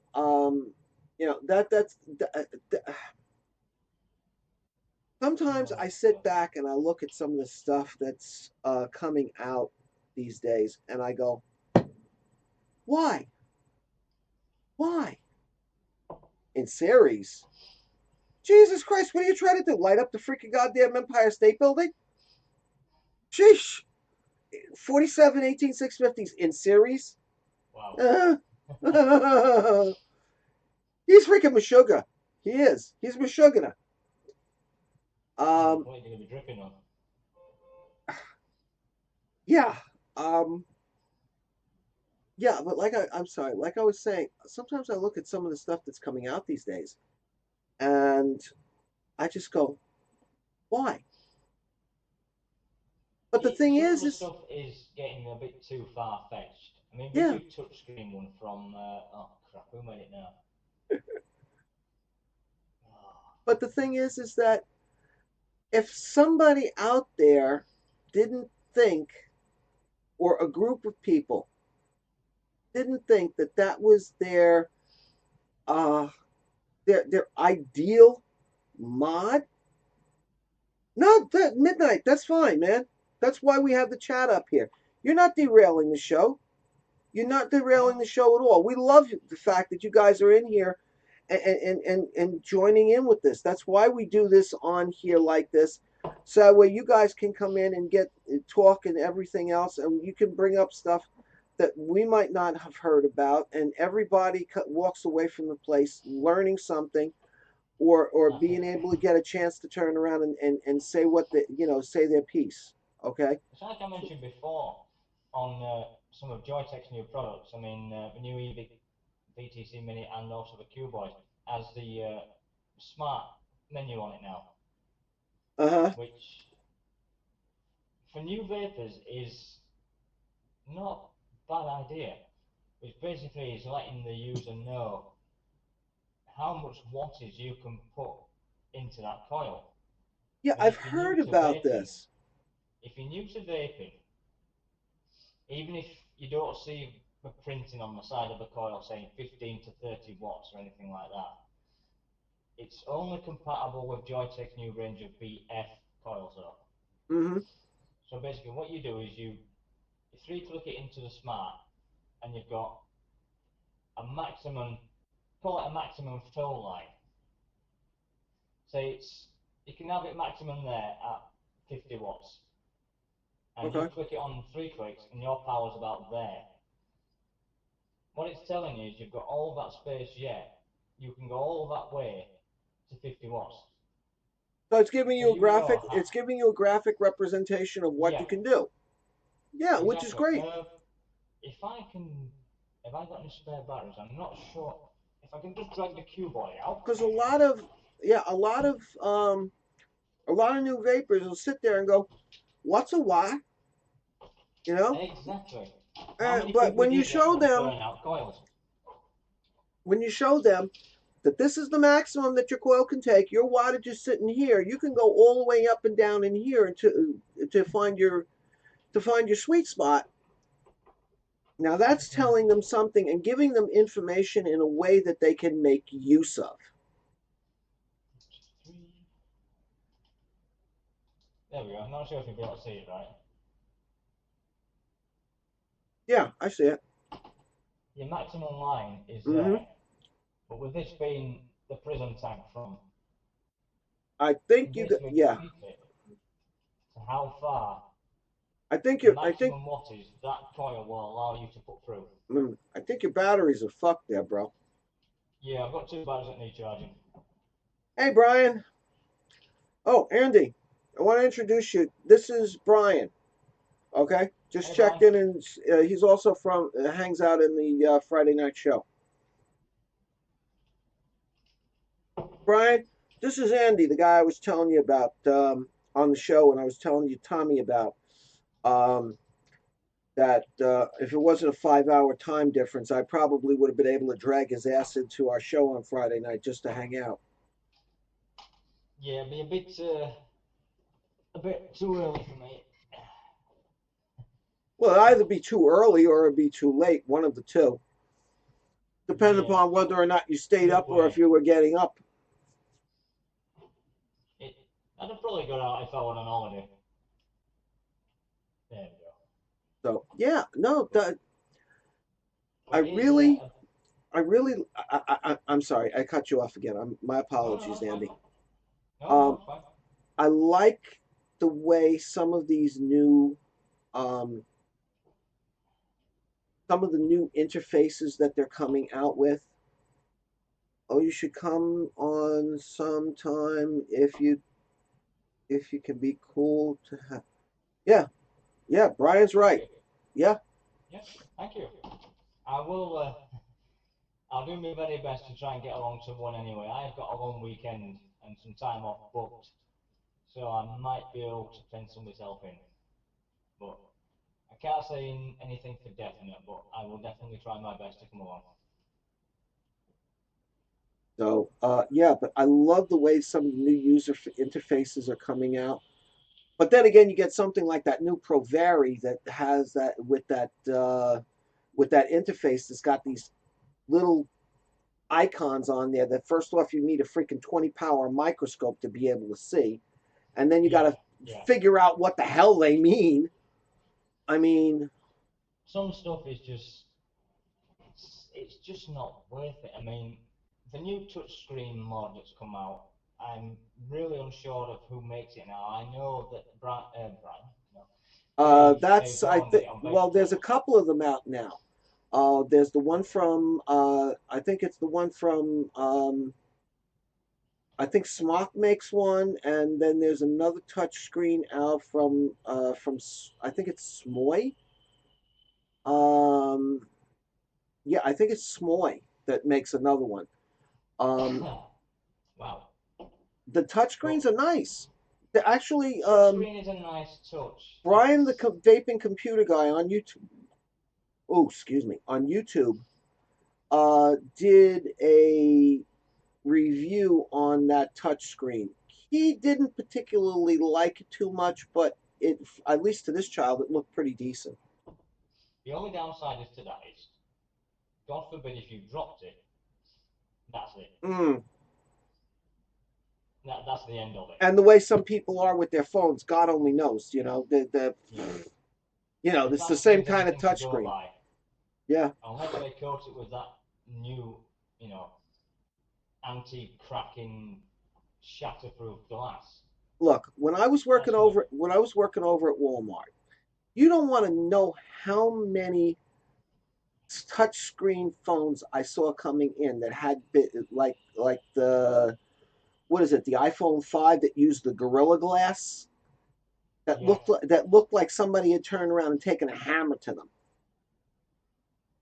All right. Smy, yeah, there you go. Sigeli and Smy have Yeah, touchscreen Sigeli, mods. that's it. Smy, Yeah. yeah. Yeah, I like buttons too. Oh, I love my smartphone, but for a mod, no. Mm-mm. I'm sorry. Uh, if I actually had one in my hand and I actually got a chance to make use of one for a while to turn around and play with it, I might have a different take on it. But Yeah, I from, mean, you know, albeit if you got one in, I mean, I didn't think I'd enjoy using the cuboid until I got one in, and yeah, it's changed my perspective on it. I mean, it's a cracking little device. All right, it takes two batteries, which I'm not used to actually putting two batteries into a device, but I've only got two batteries anyway. how many batteries do Now, you think this has got? I'll say one. Uh-uh. Two 18650s permanently inside of it. Oh, yeah. Two permanently mounted 18650s in there. For all intents and purposes, a battery pack. And like I said, this is many a time, if I'm stupid enough to forget to put this thing on charge overnight, I can get 2 days, literally 2 days of the way I vape out of this thing. That'll last me 2 days. But I use this for work, to and from work.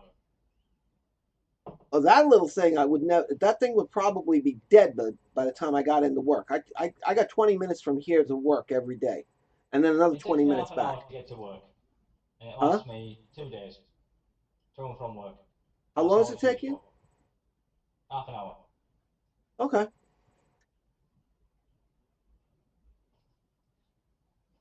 And maybe 5 to 10 minutes in car park.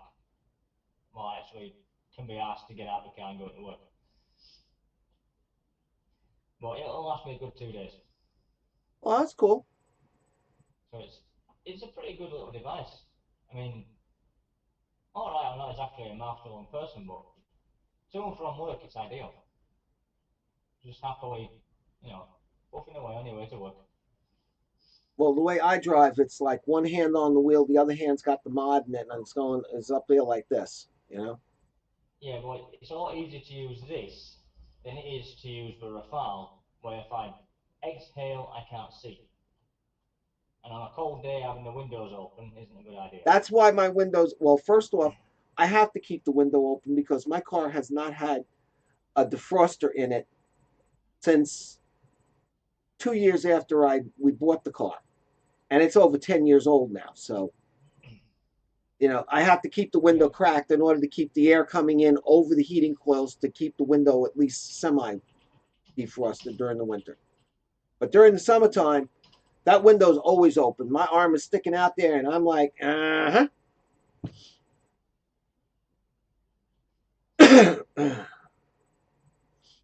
So yeah, no, Rattling on about coils, yeah, Claptons.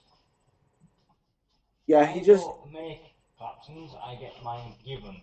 And I have enough coils to last me about 2 years. I haven't tried a Clapton yet. Um, I actually would like to try some, but Different kinds of Claptons in there. uh, I think those two are the same, and all the rest are different. Fused, alien, twisted. one of these days I gotta try putting a Clapton there. I've heard a lot of good stuff about Claptons. The Um, flavour and cloud production are brilliant. yeah. I only use them because I can't be asked making my own coils. Oh, They're pre-filled. by the way, just want to show something on camera here. If you take a look at the juice, I don't know if you're gonna be able to see it too well, but the Oh yeah, I can bottom make it out. there of the juice of this thing, and I made this about 20 minutes, 45 minutes ago, is already starting to clear. So this one here still got a little bit of air in it. It's just starting to get a little clear at the bottom. It'll be about another hour and a half, 2 hours before that thing shows a line of clear juice at the bottom. So It's going well. Very yeah. well. Oh, and take a look at the top. See how? Remember I filled this thing right to the top, Oh yeah. and you see how much space is in there now? How much That's air going is? well. Yeah. So just wanted to give a little update on it. I'm sorry. I didn't mean to. I got a big mouth. You know what? You know me.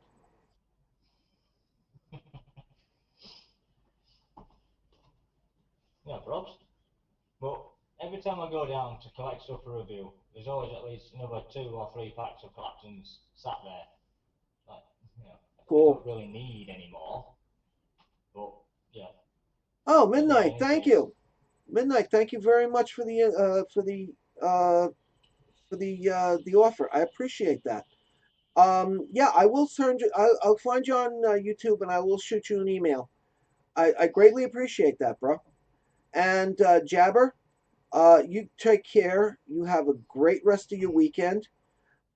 Thank you very much for showing up, brother. I appreciate it, and I appreciate all of the input that you guys have been putting in here this afternoon. I'm still getting used to turning around and doing this.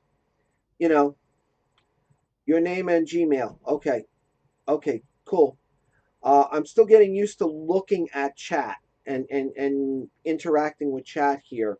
I'm not so used to doing it on Facebook or something, and I'll spin you up some Claptons and fuse Clap. Oh, cool, Brian. Thanks, man. Appreciate that. Yeah. You know what, Brian? Before I do it, if this juice that I just made up today comes up good, um, turns out to be good because this is an experimental. I'm just trying this out because I've got some juice and stuff, some flavors and stuff like that I've got left over. If this turns out to be pretty good juice, I'll mix you up some of this and I'll ship some out to you on the return trip. So that way you can try it and see what you like and see what you think about it. I sounds like appreciate a your fair offer, deal. guys. I really do. And like I was saying, I really appreciate you guys for stopping in here. And Oh yeah, please definitely. forgive me for not keeping up with the chat. I'm just trying, I'm just getting used to being looking back and forth from the screen here to the chat and being able to keep going. But I do appreciate you coming in. I really do, guys. I really, I mean, from my I've heart. got chat as a sidebar at the moment. I can see stuff coming in. I've got your screen there, mine's there, and chat's on that side. Well, since I'm actually doing the broadcast from here to YouTube, I have our screen here because if I were to turn around and bring the chat up here on my main screen, um, the picture would go to hell in a handbasket the way I've got it set up right now. That's why I Okay. have the chat up on a separate window here on my tablet sitting on the side here. So that way I can But see what's going on. when next time comes around, uh, I could bring chat up and keep an eye on that because it seems to be running perfectly fine on mine. I've got both windows up and the YouTube chat up as well, so I can Well, always yeah, keep an eye on you that. can do it because you're only handling like your machine's only handling the VC between you and me. I'm getting the Yeah, VC in, processing it, and running it through the broadcast through the OBS, and then sending it back out again. So it's doing a double duty here, yeah. and See, I'm my really glad that this thing is doing it so nicely. Thank you, baby. You're such a good girl. yeah. Thanks I for gotta that, talk Midnight. nicely to my baby here. She's a good girl. Channel channel is slow but picking up as I am getting used to recording the videos and then rendering and uploading while I write these reviews as well. It's a system that's long-winded, but it seems to work best for me. So videos are sort of few and far between at the moment. I'm just recording a backlog, and then we'll just be up every now and again. Hold on one second, Andy. I want to read what Brian's saying here. No problem.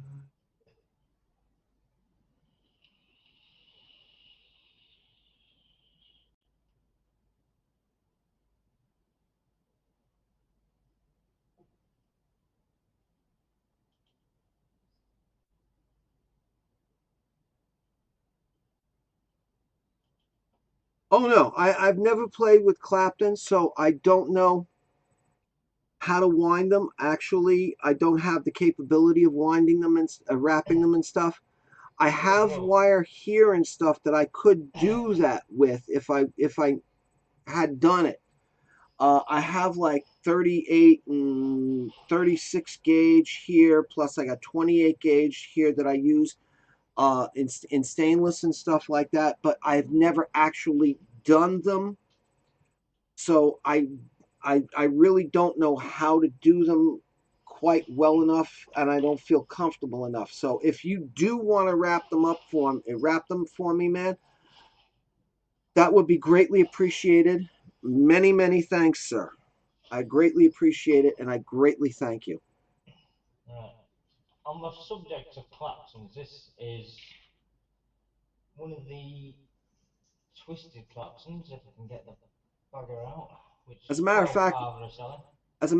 with most of these Claptons and stuff like that, I know what the Clapton is, but all these different variations. I know a twisted Clapton is where they give it a little bit of a twist on the wire once they make the Clapton and stuff like that. And Yeah. I understand the theory behind it. But these fused Claptons and staple Clapton, I haven't got a clue on what the hell they're talking about in some of this stuff. Well, bearing in mind, these ones are made by hand as well. Okay. For the price Coil Father is selling them at, which is his subsidiary company, 10 Claptons in a tub over in the UK is £10. So quit a coil. For That's not bad. That's actually a pretty 10 decent Claptons. price. It does work out around about £10 mark. From what I gather, he said that the actual price range was for these. And there's all different kinds of brands and variations. Oh, okay. So a fused Clapton means you have two wires in the core instead of just one. Oh, okay.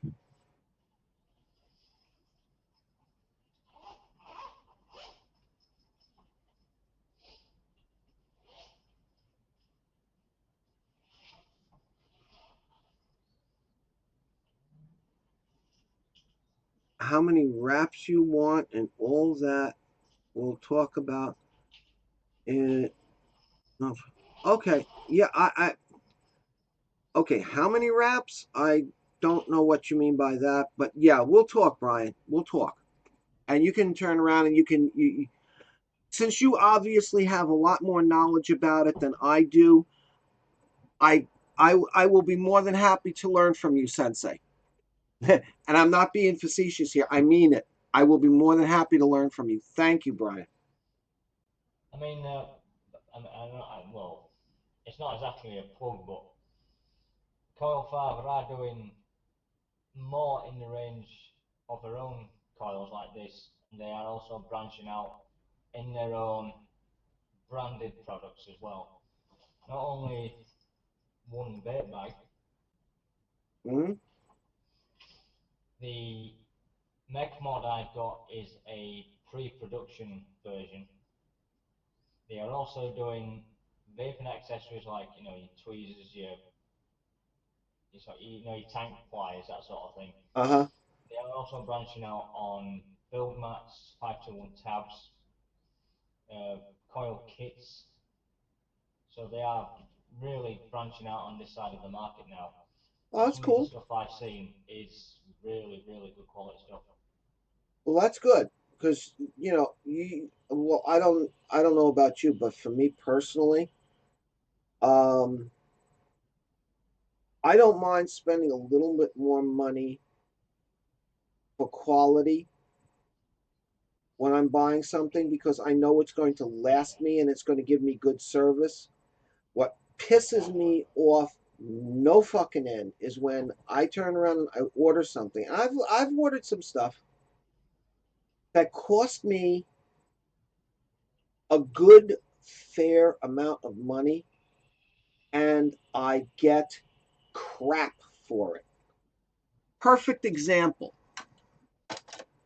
Perfect example here. This is something that I bought. Okay.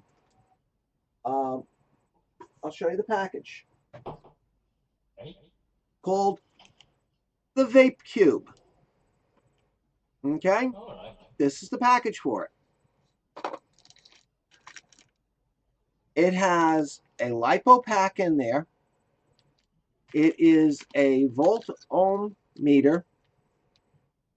This is your where the 510 addy would go in.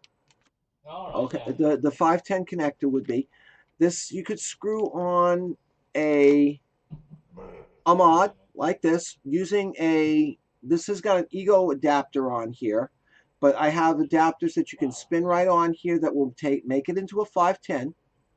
Okay, they're easy enough to purchase, and you put that on there, and it will give you the voltage. That's a nice tiny little thing, and like I said, it has a lipo pack. This thing Oh, stopped working. I didn't know why. stop working. Stopped working. Started giving freaking wacky um, values. Okay. And I also noticed that the back was starting to separate. So I'm like, being Oh, crap. the geek that I am, I took the back off. When I took the What did you back do? off, not only that did I find that the whole thing was held together with hot glue, No screws. no screws, all hot glue. Everything was held together with hot glue. The circuit board was held in with hot glue. The connectors were held in with hot glue. The back cover was held on with hot glue. Bloody hell. You know how much this cost me? This cost me $50. Ouch. Its specs were great. I mean, its specs were great. And when I first got it in, it worked absolutely freaking wonderful. Take a guess how long I had this before it went excuse my language, before it went belly up on me. I don't know. A few weeks at a guess. Actually, a little longer than that. 4 weeks. 4 weeks? 4 weeks. Four That's weeks and it went belly up. I could have, the money that I spent on that thing, if I had just waited and put another $15 to it, I could have had myself a 521 tab. yeah. And I haven't heard anybody say jack shit about 521 tabs going belly up. No, you won't. Yeah. That's shockingly bad. I mean, seriously, I mean, you don't expect that.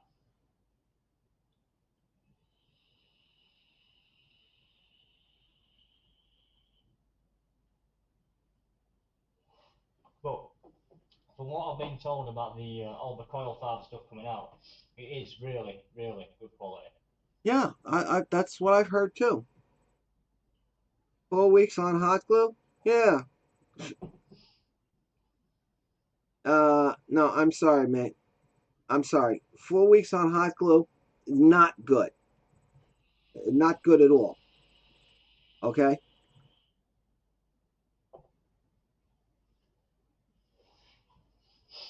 Yeah, I Well, know. as I have to always, get it.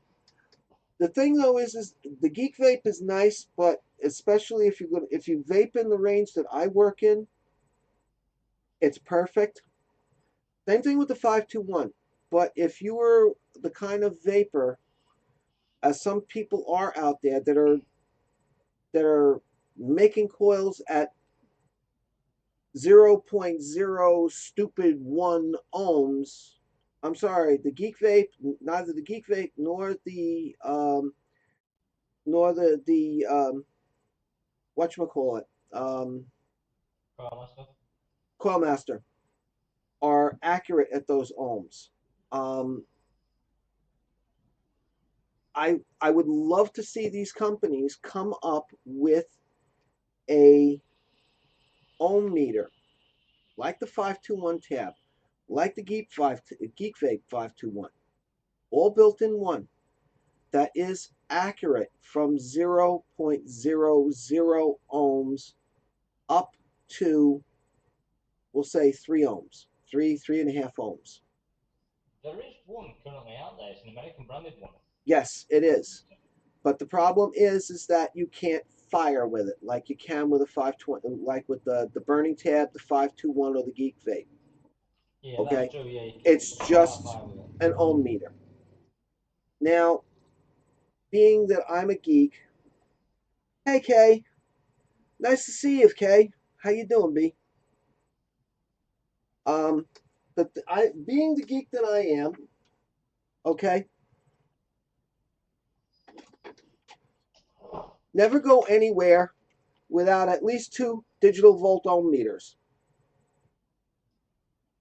Okay, this is the one I use when I'm making my coils, and gonna I'm gonna out myself here. Um, the last video that I did, it was MVP 20. The video that I did before that was MVP 18. The reason why there's no 19 is because 19 was originally supposed to be, and I did shoot the video. I've just completely spaced on actually putting it together. Was a video on me showing people how I make coils using this. Because when I make my coils, what I do is I sit back at night and I will turn around. I make my coils. I'll sit here watching TV. I'll just make my coils up. And as I make them up, I'll clip them. I'll clip them on my meter here. Make sure that they're the right ohm value. Pop them into my little plano box over there, so that way when the time comes and I need to change my coils in here, I don't have to go pulling everything out. I just turn around, I just open the plano box up, grab out a coil, pop it down there, put it back there, open this thing up, 2 screws, pop it off, put the new coil into place, make my hooks on there for around the thing to make sure that they're solidly onto the screws, tighten them down, wick it, done. Less than 20 minutes, up and running. Okay? If I have to sit there and do coils as well, we're talking about adding another 20 minutes on that, 40 minutes, almost an hour just to do coil change. I'm sorry, too long for this child. Too long for this child. And too much stuff all over my desk and everything else. But yeah, no, to get back to what I was saying,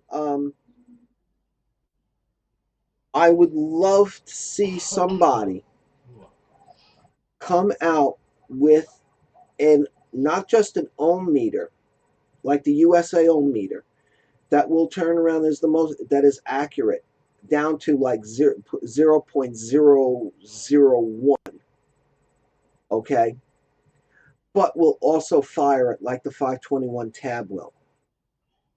If somebody does that and brings it in at a price point of about 40 to 50 bucks, maybe 55 bucks, and can guarantee that that is an accurate ohm meter down to 0.001, I think they will have a product there that will sell so fast they'll make their head spin. They're going to have to turn around. They're going to have to ramp up their production from Oh, yeah. 2 a week to 20,000 in a week in the space of less than maybe a month. The Seriously. technology's there to do it. Oh yeah. The problem is though is from what I see is that the more people make of a product, the more quality control suffers. And you can turn around and take 2 products off the line, one right after another, and put them through testing. And they neither one will meet up to the required specs, minimum specs, or one of them will and one of them won't. Yeah. Okay? Oh yeah. The thing is that if they want to produce a quality product, each and every one of those things that rolls off the assembly line has to be QC'd. Oh yeah. Okay? Yeah. Not one every 100 or one every 20. Each and every one has to be QC'd by a tech who knows what the hell they're doing. Okay? Exactly. And when they do that, okay, uh, then they can turn around and then they can produce a product that people, especially with the guys who are in the super sub ohm category, they need to have that level of accuracy. Yeah. And most of the people out there who are doing super sub ohm right now, um,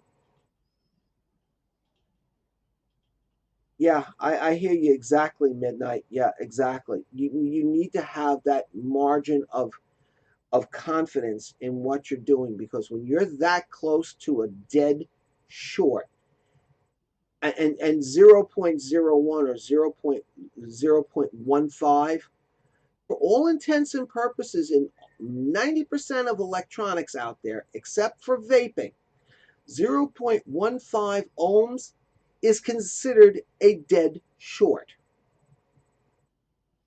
Okay? That is considered a dead short. If you're below 0.2 ohms, it's considered a dead short. So if you're turning around, if you're dealing with a coil that's at 0.15, excuse me, 0.15 or 0.01, you're dealing with a dead short. And if you're doing your Ohm's law and you're being persnickety about making sure that you're doing the right thing to get your vape to work the way you want it at those super low levels, you have to know exactly what the resistance level is on that coil. Yeah. Especially if you're going to be using that on a mech mod. Oh, yeah. Oh, yeah. Yeah. You So bet your you're sweet love and obviously life on that. dicing. You're Because if you, dicing with oh, care if you yeah, fuck it up. all you need to be is all you need to be is 0.001% off, and you could wind up having a hand grenade in your hand Yeah. without a pin. Why people vape at such low levels is completely beyond me. I mean, it's not exactly the safest way of vaping. I mean, excuse me. And then when people start to use these insane low levels of coiling on mech mods, it's like, do you really want? Even a single 18650 is bad enough, let alone dual Mhm. 18650s. Now, That just Jabber makes it twice as bad. Midnight asked the question in here. My number one question in vaping is, why aren't RDAs required to have a protruding 510 pin? That would solve so many dumbass issues that people get themselves into. It Not just makes, RDAs, but all connectors of any Addy. yeah. Now, Why have a floating 510 pin? here's the thing. The reason why most Addies have a floating 510 pin in them is because of manufacturing tolerances on the coil heads. Some coil heads are going to be slightly longer, especially the bottom part that comes in contact with the 510 pin. Some of those are going to be slightly longer. Some of them are going to be shorter. So basically what you'll notice, if you really take a look at the inside of a lot of these tanks, that pin that's in there, if you take a pencil or a pen and you push down on that pin that's in there, you can push that so far out that it almost completely pops out of the bottom. Okay? And the reason for that is because when you put in that coil head, if the coil head is a little bit thinner on the part that screws in, or maybe a little bit thinner or a little bit longer, it'll push that pin out some. That way it still maintains contact with the positive connection on the head. Now, one of the things that I do when I get, let me just look for what I want to say here. Here. Hanger, Subtank Mini. Okay? Every time I change the head on here, or if I put in the RBA deck in here, what I do is I grab myself a pen when I have the base off and the coil is out. I take my pen and I push the pin, the center pin here, out that way from the inside of this base. Okay? I then screw in the head, whether it's the RBA head or the pre-manufactured coil head, until it's in there nice and tight. Oh, you'll have to excuse Once me a I've done second, that, George. I'm sorry? You'll have to excuse me, I can hear the cat rummaging through the bin bag. Oh, okay. Go for it. I won't be a minute. Okay. What I then do is once that coil head is in there, I take this thing and I tap it very lightly on a solid surface like my desk, like this. Push the pin in until it makes contact. 90% of the times, if you haven't done that on, we'll say like this Kanger, or on any replaceable coil addy, you're not getting that coil head down tight as far as it'll go. Because when this comes from the factory, that little um, center pin, for most part, is stuck. Every time I get a brand new addy and I push in on that pin, that thing doesn't want to move at first. It's still stuck in there. If you push on that until it moves, put your thing down, and then push that pin back into place, you will find out that your addy, your 510 pin, sticks out. That is my Kanger. If you see that, you see how much that's sticking out? Well, some people might not think that that is sufficient enough for a hybrid mech mod. That is probably about as far as you're going to see coming from a stock Chinese atomizer. Oh, sorry about that. And when you put this on, once you've got that coil into place and you push back on this, that will then make the contact and that will be stuck out far enough. And when you pop that into your mod, that should be more than sufficient to turn around and make your connection.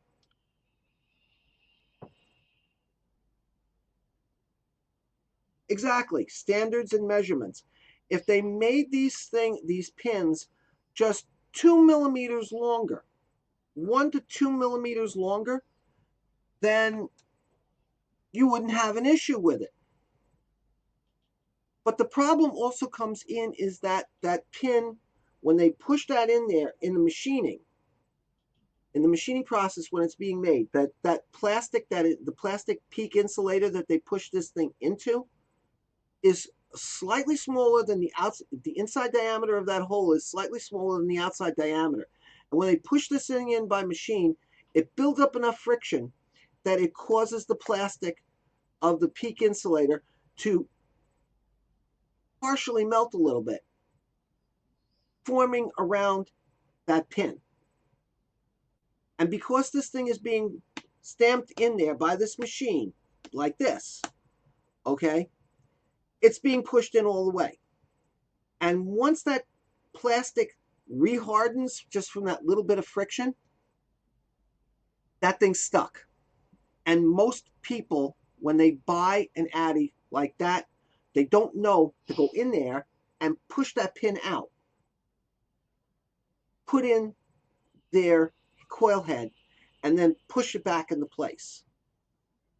And if they knew that, and if the reviewers out there who are reviewing some of these products showed them to do that, there'd be a lot less problems. Because once that plastic is in there and it's fused in there pretty much, when you put that connector in, that head in there, if it's not fully seated, not only are you going to have leakage past those seals that are on that head, but you're also going to turn around and you're also going to have the problem of the mech mod problem, the hybrid mech mod issue. Okay, so if people were to say in their reviews, look, this has a floating 510 pin here in the base. When you first buy this Addy, if you decide to buy this Addy, take a small nail, a small common flathead nail, push that pin out just a little bit, just until it starts to move. Put your coil head in and tighten it down as far as it'll go. Then push the pin back in. Not only will your pin be out about 1 millimeter more, so you will have a safe atomizer, but you will have a much better connection with that floating 510 pin on your mod. It will be making a full connection and you will have no issues with it. And you will have a full, solid contact with that head and you will not have leaking issues. Nobody says it. Nobody. Not Grim, not Phil, not Dimmy, not Sick as Tits, not anybody. Nobody says that. I have not heard one reviewer in the thousands of reviews I've seen say that. Not one. Except for me. And I've said that on a couple of my reviews, and I've made sure people understood that. Other than me, I have not seen. Sorry about the drag race. Not one. And I don't know why. Well, it's certainly worth knowing now. I mean, I'll admit I've not been one to mention that either. No offense intended, bro. It's just one of them things I just sort of overlook to mention. Yeah.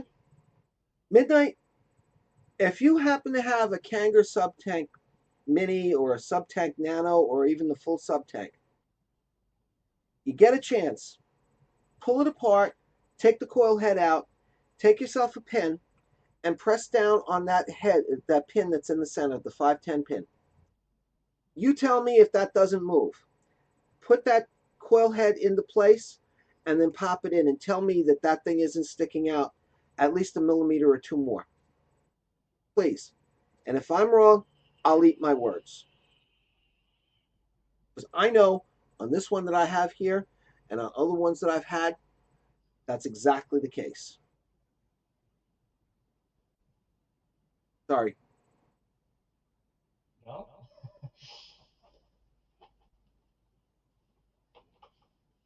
I mean, it's good to know that anyway, but like I say, it's just one of the things I generally overlook to mention because, well, it's not been one of the things I've been one to mention for some reason. I really don't know why. I mean, it is useful to know. And I'll bet you the reason why you never mentioned it, okay? And I'll bet you the reason why most of these other guys never mentioned it is because nobody ever decided to look to see how these things are made. They never went in there with a magnifying glass and looked at it and said, how do they make these things? Oh, that's how they You're do right it. in that aspect, yeah. I've Okay. I all my hands up. I mean, when I do a review on a tank or anything like that, I've not been one to really strip it down to its bare bones and really sort of have a really good look at it. Not only because of time restrictions, Mm-hmm. because it's a case of coil it, juice it, use it. Uh-huh. And for a day, Exactly. 2 days. And most reviewers that are out there have just that major problem. They get so much stuff in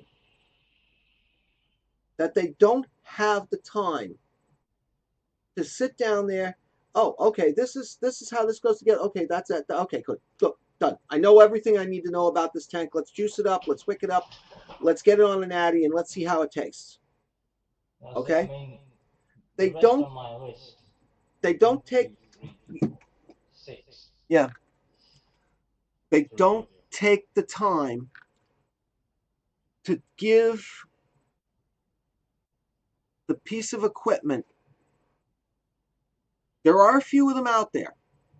There are quite a few of them out there who take the time to tear into the products. And if you watched a lot of YouTube videos, you know who I'm talking about. Okay? They take the time to look at it and to see how the thing was put together. They'll actually tear it apart and go, oh, okay, that's how that's put together. Yeah, okay. If there's a screw in there in a plate that goes into something else, that screw gets removed and that screw gets taken off and that plate gets taken off and they go, okay, yeah, uh-huh. Or they turn around, excuse me a second, break out their headset with the magnifying glasses and look at it. Okay? There are a few of them. But even those guys don't mention it. I don't know why, but probably because they just don't have the time. They're cranking out the videos. They've got a backlog of 100 things that need to get reviews done on. They've got a certain finite amount of time and they have to get those things done. They can't spend the time to check and look into each and every individual addy to see That what's is going one on. of the main issues. I mean, like I've just said, then I've got 6 items to review. Not only have I got 6 items to do written reviews, I've also got to get them broadcast as well, and I've got just over a week to do that before the next boatload comes in. Midnight was just saying here on the chat, and I'm repeating this that way when on the for the YouTube for the folks on YouTube who are watching this thing in the future. Midnight Vapor Lounge, who's the gentleman I've been speaking about here, wrote in here. Mark Fagan was just talking about that point on one of his live shows and how they will want to keep vaping certain stuff and can't because companies demand quick, demand reviews quickly. Well, all right, rant, mini rant time here. I know I've already done a lot of ranting today. I'm sorry, Andy. Um, if you're a reviewer and you sit there and you don't speak up for yourself, and this is probably the reason why I haven't had too many people um, sending me stuff. Not only that, but I've only got 75, 76 subs now. So I'm still flying under everybody's radar. If you don't sit there and tell somebody right from the get-go, look, I get your product in, I'm going to be using it for a week or two. When I get through using it, I will put up my review. And they say, "Oh, we need to have that review out quicker than that. We have time demands on when we do it." Then don't send it to me. If you don't say that, and you let them push you to do a review in less than a week, like some other reviewers out there who have gotten their asses caught, okay, that they get a thing in and they're putting out the review on it the very next day, and then they find out that there's something wrong with either the mod or the addy that they're doing, and they didn't happen to mention it. Why? Because they wanted to be the first out on YouTube with the review to make themselves look good to the individual companies, so that way they would get more stuff in. I'm sorry, that's not the job of a reviewer. The job of a reviewer is to get the product in, use the product, find out what's wrong with the product or what's right with the product, and then give an honest report to not only the company by way of his review, but to the buying public. We reviewers are the ones who are the quality control testers. And this is the way it's turned out to be. Not that this is what our job was originally designed to do, but it actually turned out this way. We are the quality control testers. We are the reporters. We are actually journalists. We are product testing journalists whose job it is to get these products from these manufacturers, test these products, and then give reports to the consumer so the consumer can make a more knowledgeable and informed purchase. Oh yeah. It's the Yeah. same thing that Consumer Reports does. They get a product in, they test it, then they put out their report. I don't know of too many damn manufacturers who are going to go say to Consumer Reports, okay, we're going to send this thing to you, and we need to have you put out your review in 2 days. If Consumer Reports had somebody say that to them, they would say, take it and shove it where the sun don't shine. We will put it through the number of tests that we deem necessary, and we will put out a report on it when we feel that we know everything about that product and that we can give an absolutely honest, straightforward, and in-depth report. I'll admit, the stuff I get in, I generally it's about a month to a month and a half worth of stuff, depending on the time scale I have regarding work and what shift patterns I have been doing.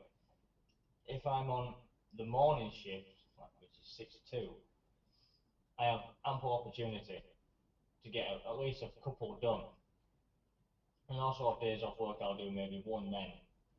But when I'm on the afternoon shift, which is between 12 and 8, which could be going later, the time scale is greatly reduced. But the person that actually sends me this stuff in actually understands the working relationship I have, and the reviews will get done as and when I get a chance to do them. Mm-hmm. It's just a case where you've got a month to get all these done, and it has to be done by this day. Well, no, they'll get done when they get done. Yeah. Well, he gives you a month to do the report, to do the review. But some of these companies that are out there are actually pressing some reviewers. Well, this is what I've heard on back channel from people. They're actually pressing these reviewers to get products done and reviewed in a week or less. A week or In less. all honesty, that just isn't going to happen. It can't work like that, because what you're going to find is, like you just said then, a company's quality control will take a nosedive. They'll Mm-hmm. rattle off 10,000, 20,000 different products, send them out, and then when those reviewers get a chance to do it, they're then going to say, right, this is wrong with it, this is wrong with it. Take the knee box, for example. A good little device, it has too many weaknesses, which were overlooked by their quality control system because it wasn't thoroughly tested before it went on the market. Mm-hmm. The only people that found out about the errors and the problems with it was the ones that bought it, i.e. me and other people that bought it. Mm-hmm. The problem you then speak to their customer services about They don't want to know. Mm-hmm. Because, oh, we designed it, it's right, it's working, notice we're doing it wrong. How the hell can you be using it wrong? We've been there, we've tried it, we've bought it, there's issues with it, fix it. They won't. Mm-hmm. Kanga have been notorious for releasing products which aren't properly tested Mm-hmm. because they Now, leak, they now, break. there's also another thing that you have to take into account here, okay? And that's product demand, okay? This is another big issue when it comes to mass-produced, mass-desired, uh, I can't think of the word. It's right on the tip of my tongue. I can't think of it. Mass-desired Mass-produced. products, okay? Especially in in a mass marketed society that we live in now. Company, and here's a perfect example right here,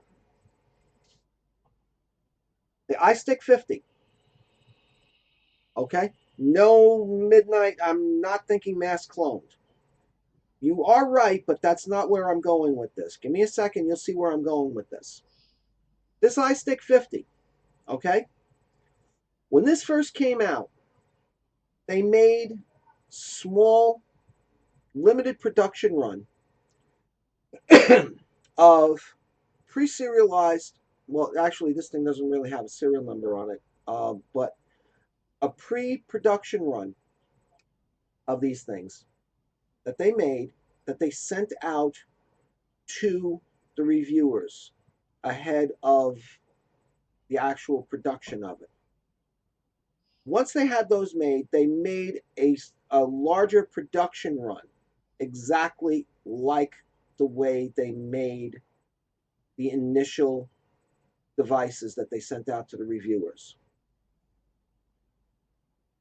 Then they had their release of the product. Because the product was so good at the time when it came out, the reviewers gave it such rave reviews. Even the guys who were absolutely horrific of tearing these things apart, i.e., Phil Brisardo and a couple of other guys like him. Okay, they tore this thing apart. They went into the signal that this thing produces, that it sends to the Addy. Found that it was damn near exactly what it was supposed to do. There were a couple of little niggling problems that he had with it, but nothing that anybody would do. Now, on the basis of his review alone, not only did I buy it, okay, but a couple of maybe 20 or 30 or 40 or 50,000 more people probably bought this thing. The initial production run that they made was not sufficient to keep up with the sudden surge of demand for this product. So what did they do? Like some manufacturers may do.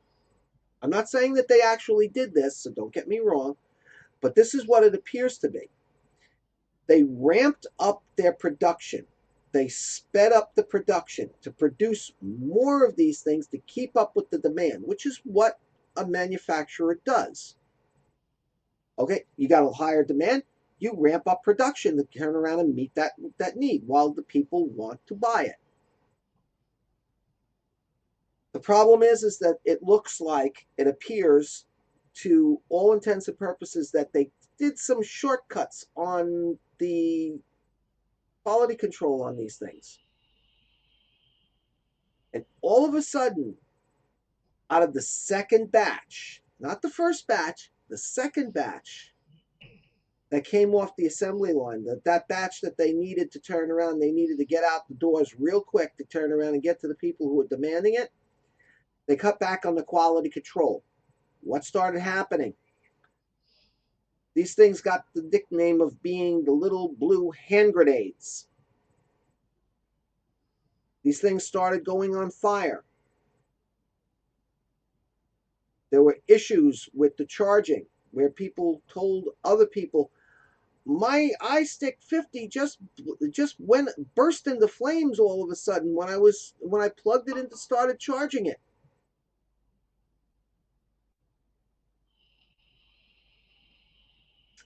Quality control again. Quality control took a hit because of production. They needed to boost production. Once they realized this, that, oh crap, we got a problem here. We need to turn around and we need to start instituting our quality controls back. They put their quality controls back into place. They started turning around and doing more rigorous testing. They started making sure that things were put together the way they were supposed to be put together, instead of just slap-shotted together. The products started coming off the assembly line and started working the way they were supposed to be working. The problem is now they had a bad reputation. And even to this day, people will call this mod the little blue hand grenade, okay?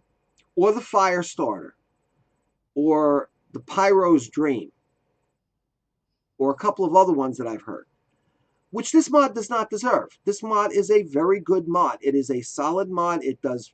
I have had this mod.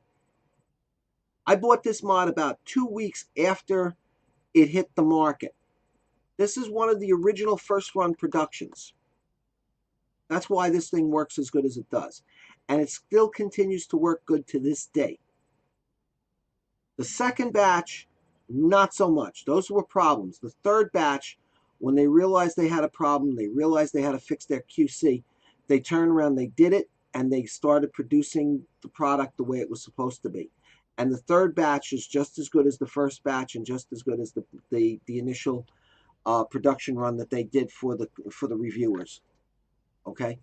But by that time, the damage was done. It got a bad reputation that it didn't deserve. That's a That's all problem it with takes. the company, the way the company was being run, how the company decided to do things. Instead of saying, we will be making our product the way it was designed to be made, and we will be sending it out to you when we have the stuff to send out to you. Yeah. They didn't do that. They're like, oh, you want more? We send you more. They sent more. They ramped up the production. They turned up the speed on the production line. They told people, okay, don't worry about doing. I'm not saying they actually did this, but I surmise from having worked in electronics companies. I worked for an electronics company, and we had actually been told, look, don't worry about whether or not that board that solder joint is sloppy or not. Don't worry about it. Just get that board out and get it into the thing. Until they started having issues, quality control issues. Okay, this was years ago. This was back in the mid to late 70s, early 80s.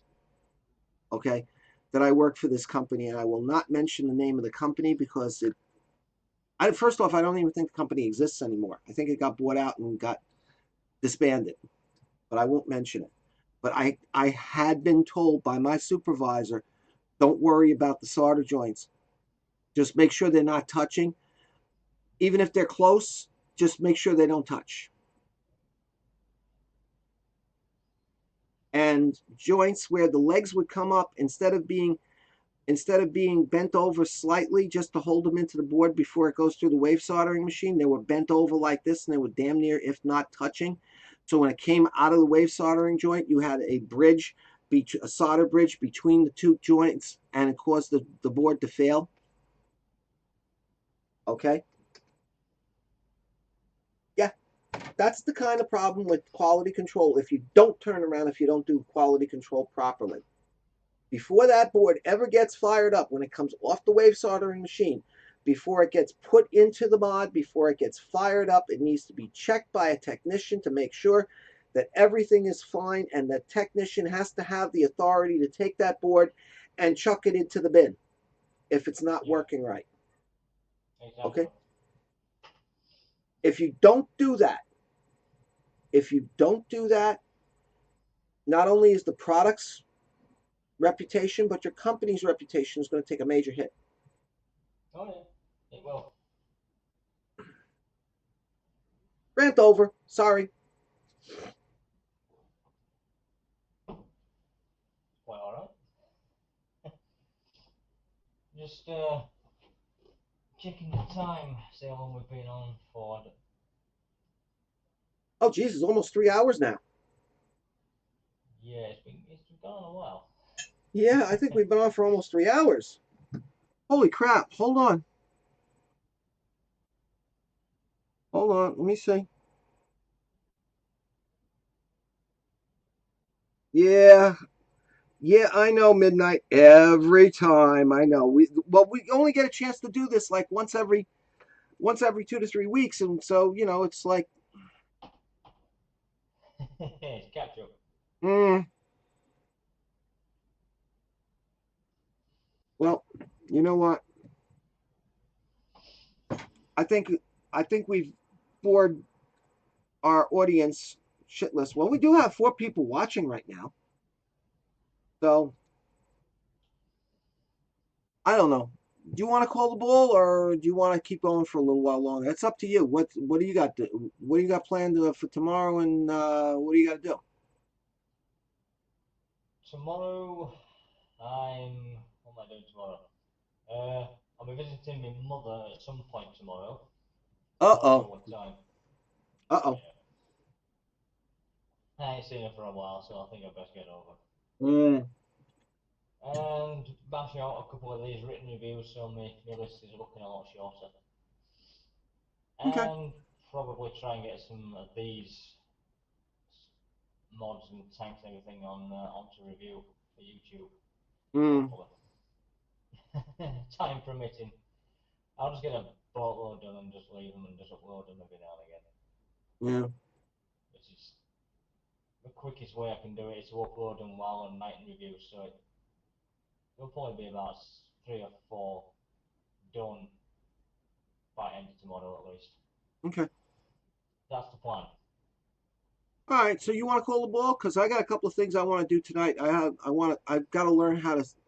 I've got to sit down and try and teach myself how to work with After Effects. I'm thinking about trying to do a new intro, so I have to work on that.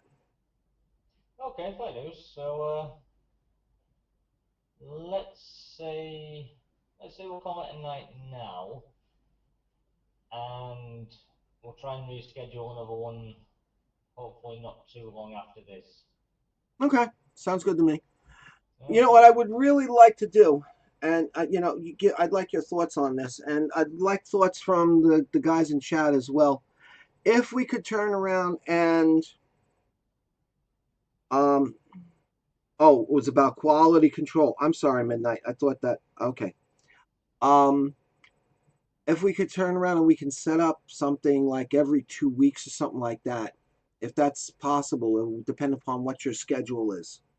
Yeah, I can. Obviously, I'll look through my rotor and see if I can start when it sort of coincides with me having the 2 days off a week rather than the one day. Okay. That would work out better. I know I'm not going to be able to do anything next week because next week is going to be absolute freaking hell for me. Yeah. I mean, I'm looking at 6 solid days of doing stuff that I have to get done, of not only work but other things I have to get done. And even on Sunday, I think I'm going to be working, doing some stuff around here. So I don't think I'm going to be able to do too much next week. Yeah. Um, I'll check my rotor tomorrow and I'll drop you an email or a Facebook message mhm. on what 2 days I got off and what dates they will fall Okay, and then I'll turn around. I'll look through my calendar and see how things are going, on. Yeah, and we'll and work then it we can out from probably there. pencil And one in. because what I would really like to do is I'd really like to get us set up a schedule so we can schedule the next one so we know not only can we put it into our calendars ahead of time so we know we're not playing going crazy, but so that way the guys out here will know when we're going to be on so they can turn around and make plans, and they're like, oh crap, Joe and Andy are on, or we never seen these guys before, when do they go on? And then they're like looking and looking and looking and find out they don't see us for three Yeah. weeks and then they go, oh at Never least mind. that time we can at least post at least one update as to when this was supposed to be going live, and it will probably Exactly. turn into something a little bit more than just thinking of things to do, which is what I usually do anyway. Yeah, tell me about it. This show has absolutely, at least from this side of the pond, has absolutely no content scheduled for it. This is totally sliding along the water and by the seat of my pants. That's I why was when hoping to try the other camera, but for some reason it's that dark in here. It is pointless because that's all you can see. oh lovely. Yeah, I think you need to do some work on your lighting, bro. I Get need a another second get light. another lamp or something in there. Yeah, I think I'm gonna need one. Yeah. Definitely. Okay. So I guess we'll turn around and call it for the night and get together and see what happens and see if we can turn around and schedule something so the guys Yep. out there in Vapedom can know exactly when to come and look for us again. Yeah. Sounds like the plan. Okay, cool. Why don't you give everybody your info? I'm going to put up a flash screen with all your information on it anyway at the end, before we chop off of here. But why don't you Okay. give Okay. everybody your information and tell them about yourself a little bit? We should have did this in the first place, but we didn't even know that we were on the air broadcasting already. Yeah, that was a shock. Yeah. Uh, First of all, what I'd really like to say is really sort of thanks for joining us for this one. Hopefully, it will be a lot more planned on the next run. I myself am on Facebook, obviously under Andy Fretwell. The YouTube channel is also on Facebook, Cloud-Based Vaping. Also on YouTube as Cloud-Based Vaping. I'm also on Twitter and Instagram under Cloud Vapor Andy because Cloud-Based Vaping for some reason was already taken. Why? I don't know. I'm also on Google Plus as Cloud-Based Vaping.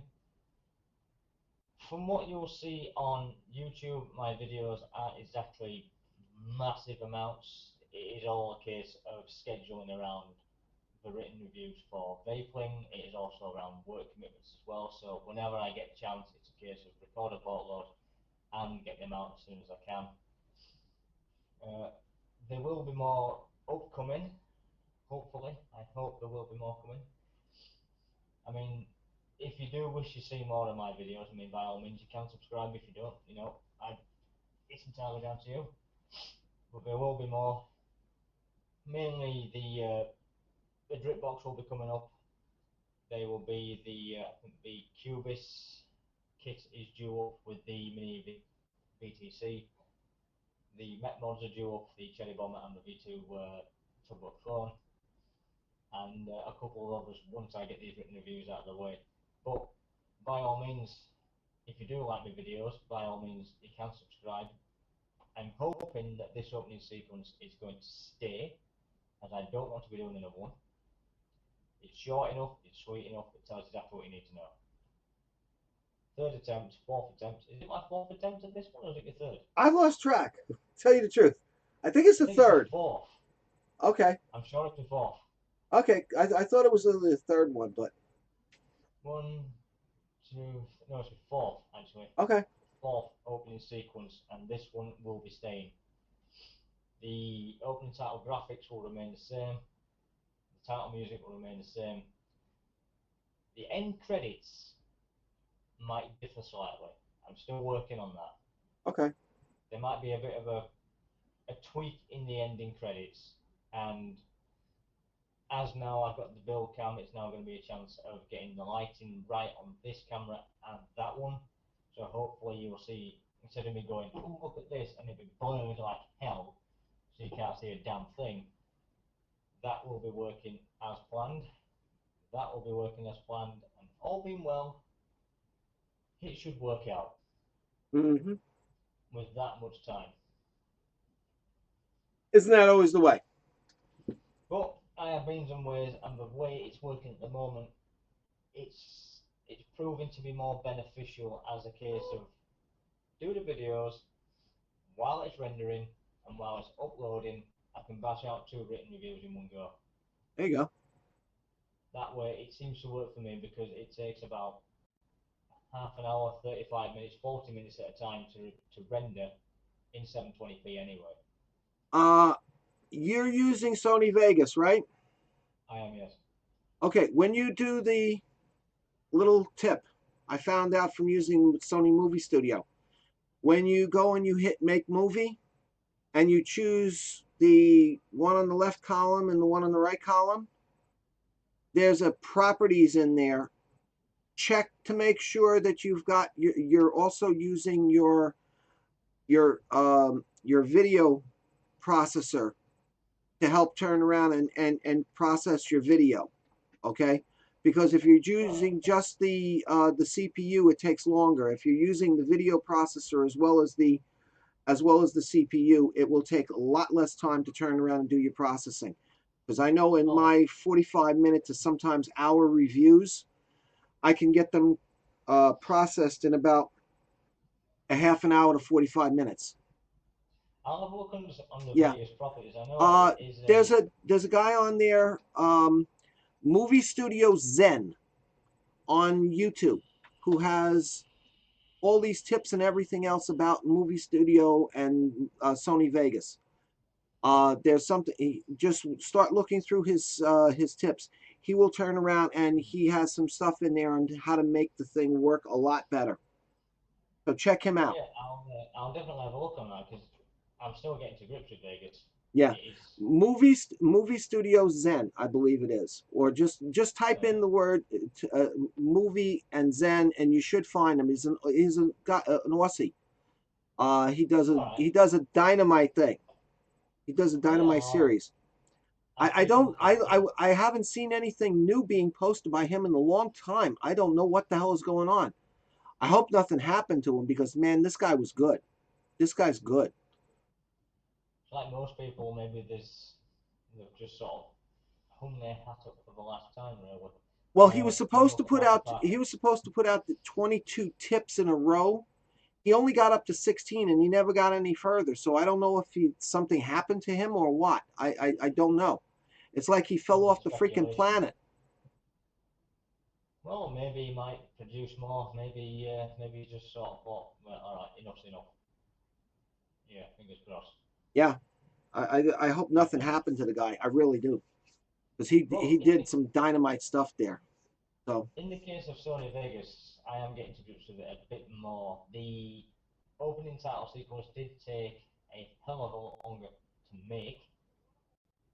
The wording and what we've seen itself, the way the lettering is, and the way it's actually shown, took me about a day to do anyway. mm-hmm. Ooh, All right, one yeah, more thing. yes. There may be a website coming up. Ooh, There might be. I've been thinking about that I'm myself, but I'm not sure if I've got enough. I've got so much stuff now myself that I've got to do. It's not even funny. I have the initial stages of cloud-based vaping to become a website, which will initially become on VU Live as Cloud9. We got to talk about that. If this takes off, We got to talk about this. there's a lot to consider in the fact of trying to link cloud-based vaping into Cloud9. The name is, shall we say, in the process. It was meant to be Cloud-based 9, then Cloud9, and then I got a headache and I stopped. So the naming process somewhere around the sort of cloud thing. And Mm-hmm. if any of you are out there thinking, why did I call my channel Cloud-Based Vaping? One particular program I was happening to be watching at the time was Captain Scarlet, which happened to be based on a free-floating base Cloud base. cloud base. Mm-hmm. I remember. So I was stuck with the name, and the missus turned out and said, "Oh, cloud base." I said, "Yeah, cloud based vaping." There you go. And the name stuck. All right, Andy, we'll talk some more. I want to Yes, talk some more to you about this, about about that website and stuff like that. So we'll I'll talk. contact you maybe tomorrow or Monday, and we'll have a brew and a natter, and we'll see where. Oh, excuse me. See where we can take this a bit further. Okay. Okay. Yeah, don't forget tomorrow I have my show on Vapors TV / my vaping place. That's from 1:45 to 2:45 Eastern time. That'll So be 1800 my time. right, 18:45 actually your time. 1845. Send me a reminder if you can. Okay. With that much going on, I will forget. Yeah, Trust me. yeah. Believe me, I know the feeling. So okay. So Andy, take care. Have a good night. You too. My name is Joe. My vaping place is my joint. You can find me on YouTube. You can find me on Twitter. You can find me on Facebook.